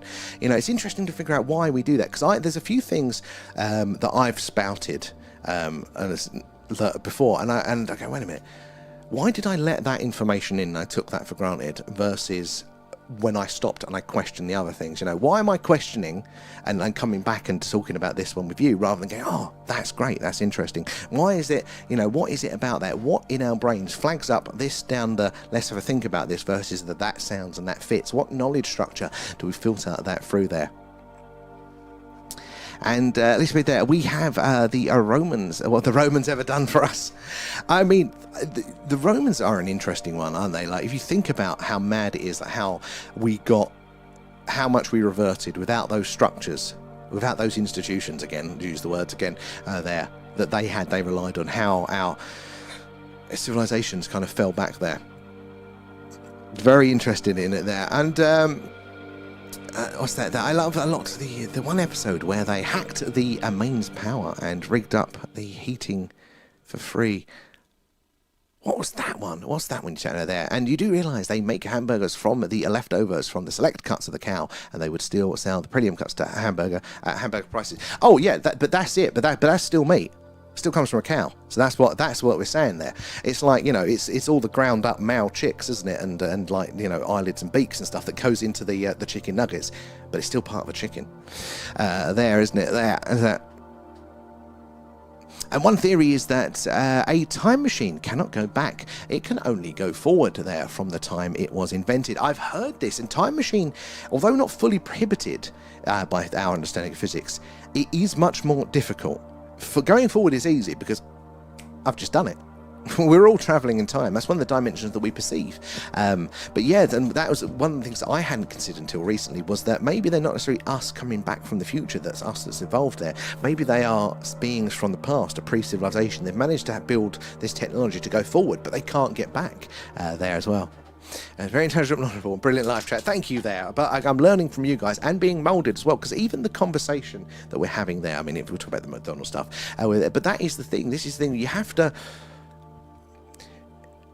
kind of open yourself up to these sorts of things. Doesn't mean you believe everything everybody says there, but you've got to. But like I was more against it, and then I had to pause and listen a bit to that a bit more and go, wait a minute, my suppositions there, is that true? And hopefully, if we can all do that a bit more, we'll eventually be more accurate with our assumptions of it all there. But I appreciate that one, Willow. It's you guys that provide the awesome conversation there. And aliens have never visited there. You're just wasting your time looking at stars and satellites there. Terry, you're not going to be in at all there. But that is such an interesting statement to make there. So you didn't say that aliens don't exist. You said they never visited us, and it's a possibility. These distances could be so vast there, and maybe, although a warp drive is technically possible in physics, maybe getting the energy requirements is something that we haven't done as a species. Maybe it just isn't possible, and maybe they can't traverse these distances here. I think there's a lot of something else going on then that would need to explain some of the events that have been seen. Well, that's a big flash, but you know, maybe that is the answer there. But wasting your time there to look at stars and satellites, personally, I think it's stunning. Even the satellites and things there as well. But this is the different mindsets in people there. So Terry's taken the statistical odds there in his mind by the information he's received there and gone, ain't worth it to me. Whereas we as a community have gone, what else are we doing of an evening? Sod it, let's roll the dice and see what we get. That is a difference in mindset between accountants and entrepreneurs there, between archaeologists and treasure hunters. There, some people are willing to do the work, to do the high risk for the high reward there. But because this is the thing, we see things that in the skies that are strange, that aren't explained by satellites or stars or shooting stars or planes there. Now, what are they? They may not be little green men, but whatever they turn out to be, that's going to be hella interesting, isn't it? There. And all hamburgers have some pork in it there. There we go. And you can give the channel a follow. Thank you there as well there. Sure, most of us would go back to the 80s. I do wonder, because me of my generation, I think I look back fondly on the 90s. And we're always nostalgic for our youth there. Is it because they were better times? Or is it because we had less, most of us, and if you had a reasonable childhood, had less responsibility than we do now?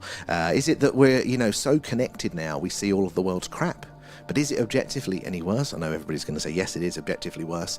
There. And Zark as well, how much knowledge there we have gained in the last 100 years. In 1926, if you had told them about the universe, they wouldn't have believed you, and in 100 years from today, who knows what we'll find. That interesting in of itself. It's one of those adjacent indicators, isn't it there? Is that a clue that maybe something else is going on there? It's definitely the clue for me that our understanding of civilization, human development, that is not a functional model. That is so outdated. Something is good. The fact that we can do this development when the seasons are right, when the sun is warm enough and we can grow enough food. Now, as somebody intervened there, that could be an argument. They do talk about a lot of reverse engineered tech, don't they, and things like that. It is very, very interested in point there. To be fair, Sam, you were were on the BBC and in an article with your channel. We was there. We got who else was it? Local radio was doing another one as well. There.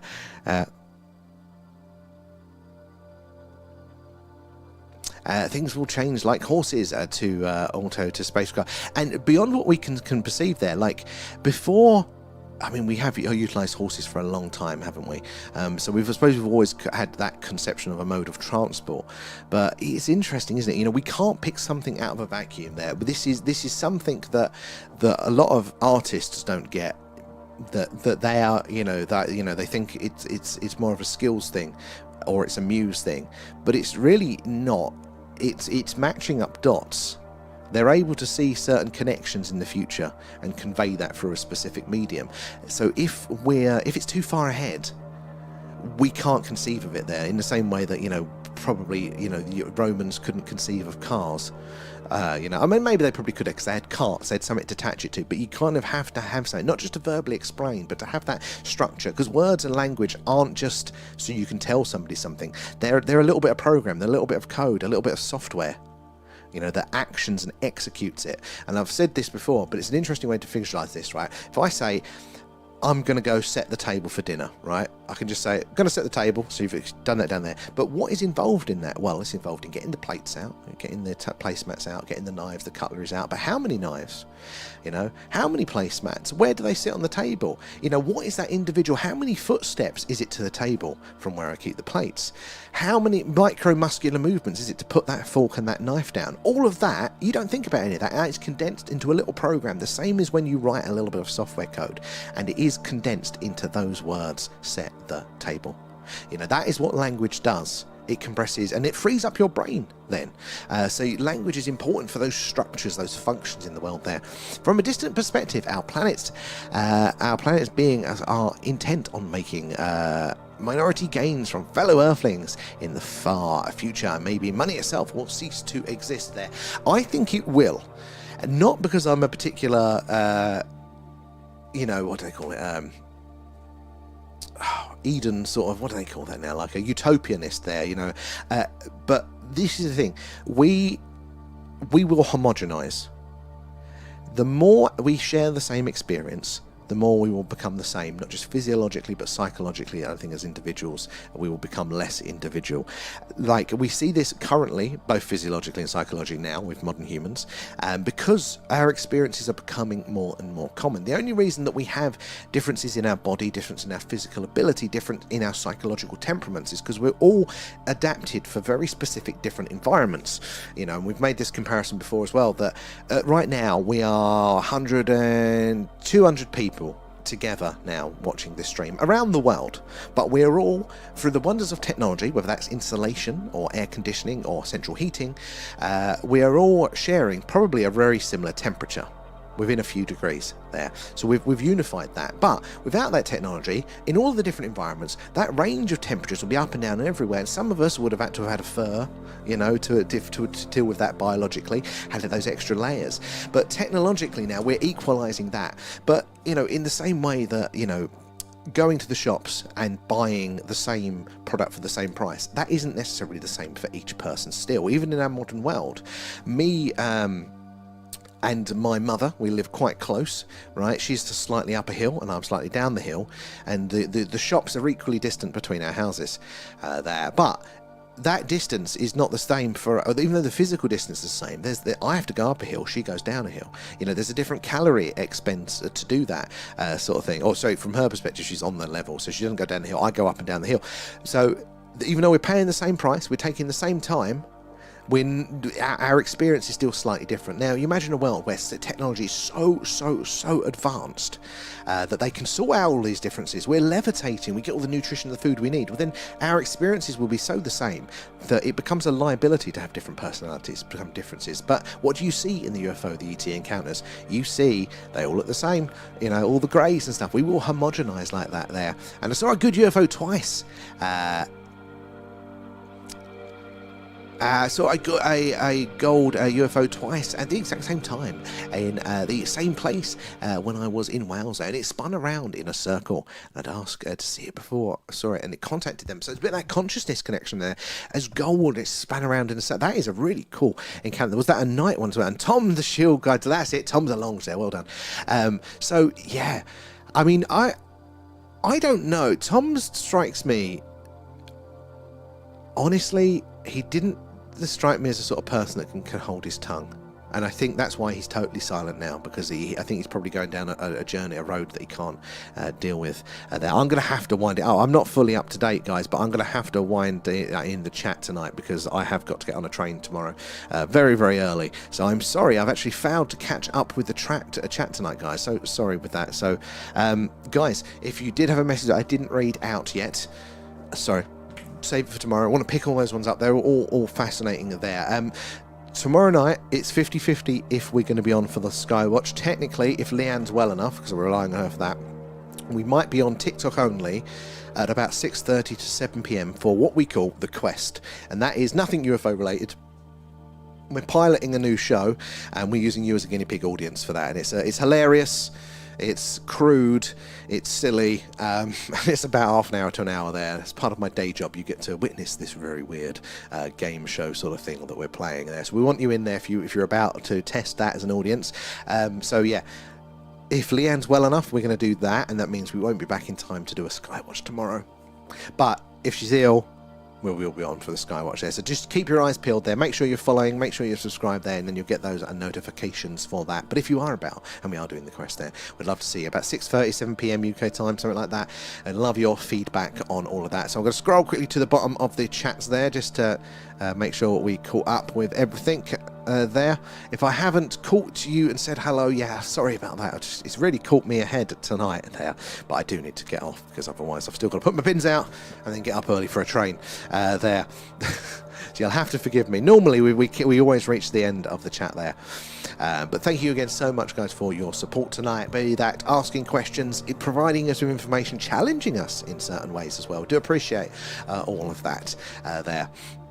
But yeah, you're tapping away, you're liking, you're sharing, helping us build our community. Really, really like that as well. Remember, we've got our Discord community there. Links in the bio for that if you want to join that, for the off chat, the off stream chat there, the latest news, the UFO encounters, and all of that sort of stuff there as well. You guys are awesome. We appreciate you all. Thank you again for keeping us company as we're watching the stars tonight there. We'll be back for the UFOs hopefully tomorrow night. But if not, yeah, I'll probably be doing something then Friday there as well. But yeah, keep up, guys. Oh, it is hard to keep up with the chat there, especially when we're on two streams. In the summer, I was always 100 messages behind, but I always caught up. But I don't know, it's caught me tonight there. But we are pretty. We're getting surprisingly busy now. But yeah, no, my favourite part is, it's seeing the cool things, but it's hearing your stories, hearing your knowledge on all these things as well. So sorry I haven't, if you have put the message in there as well. Save it and come back to us when we're on next there. But thank you again so much for all of your support and just hanging out with us and doing all that. But yeah, we'll catch you all hopefully tomorrow night, guys. Bye bye.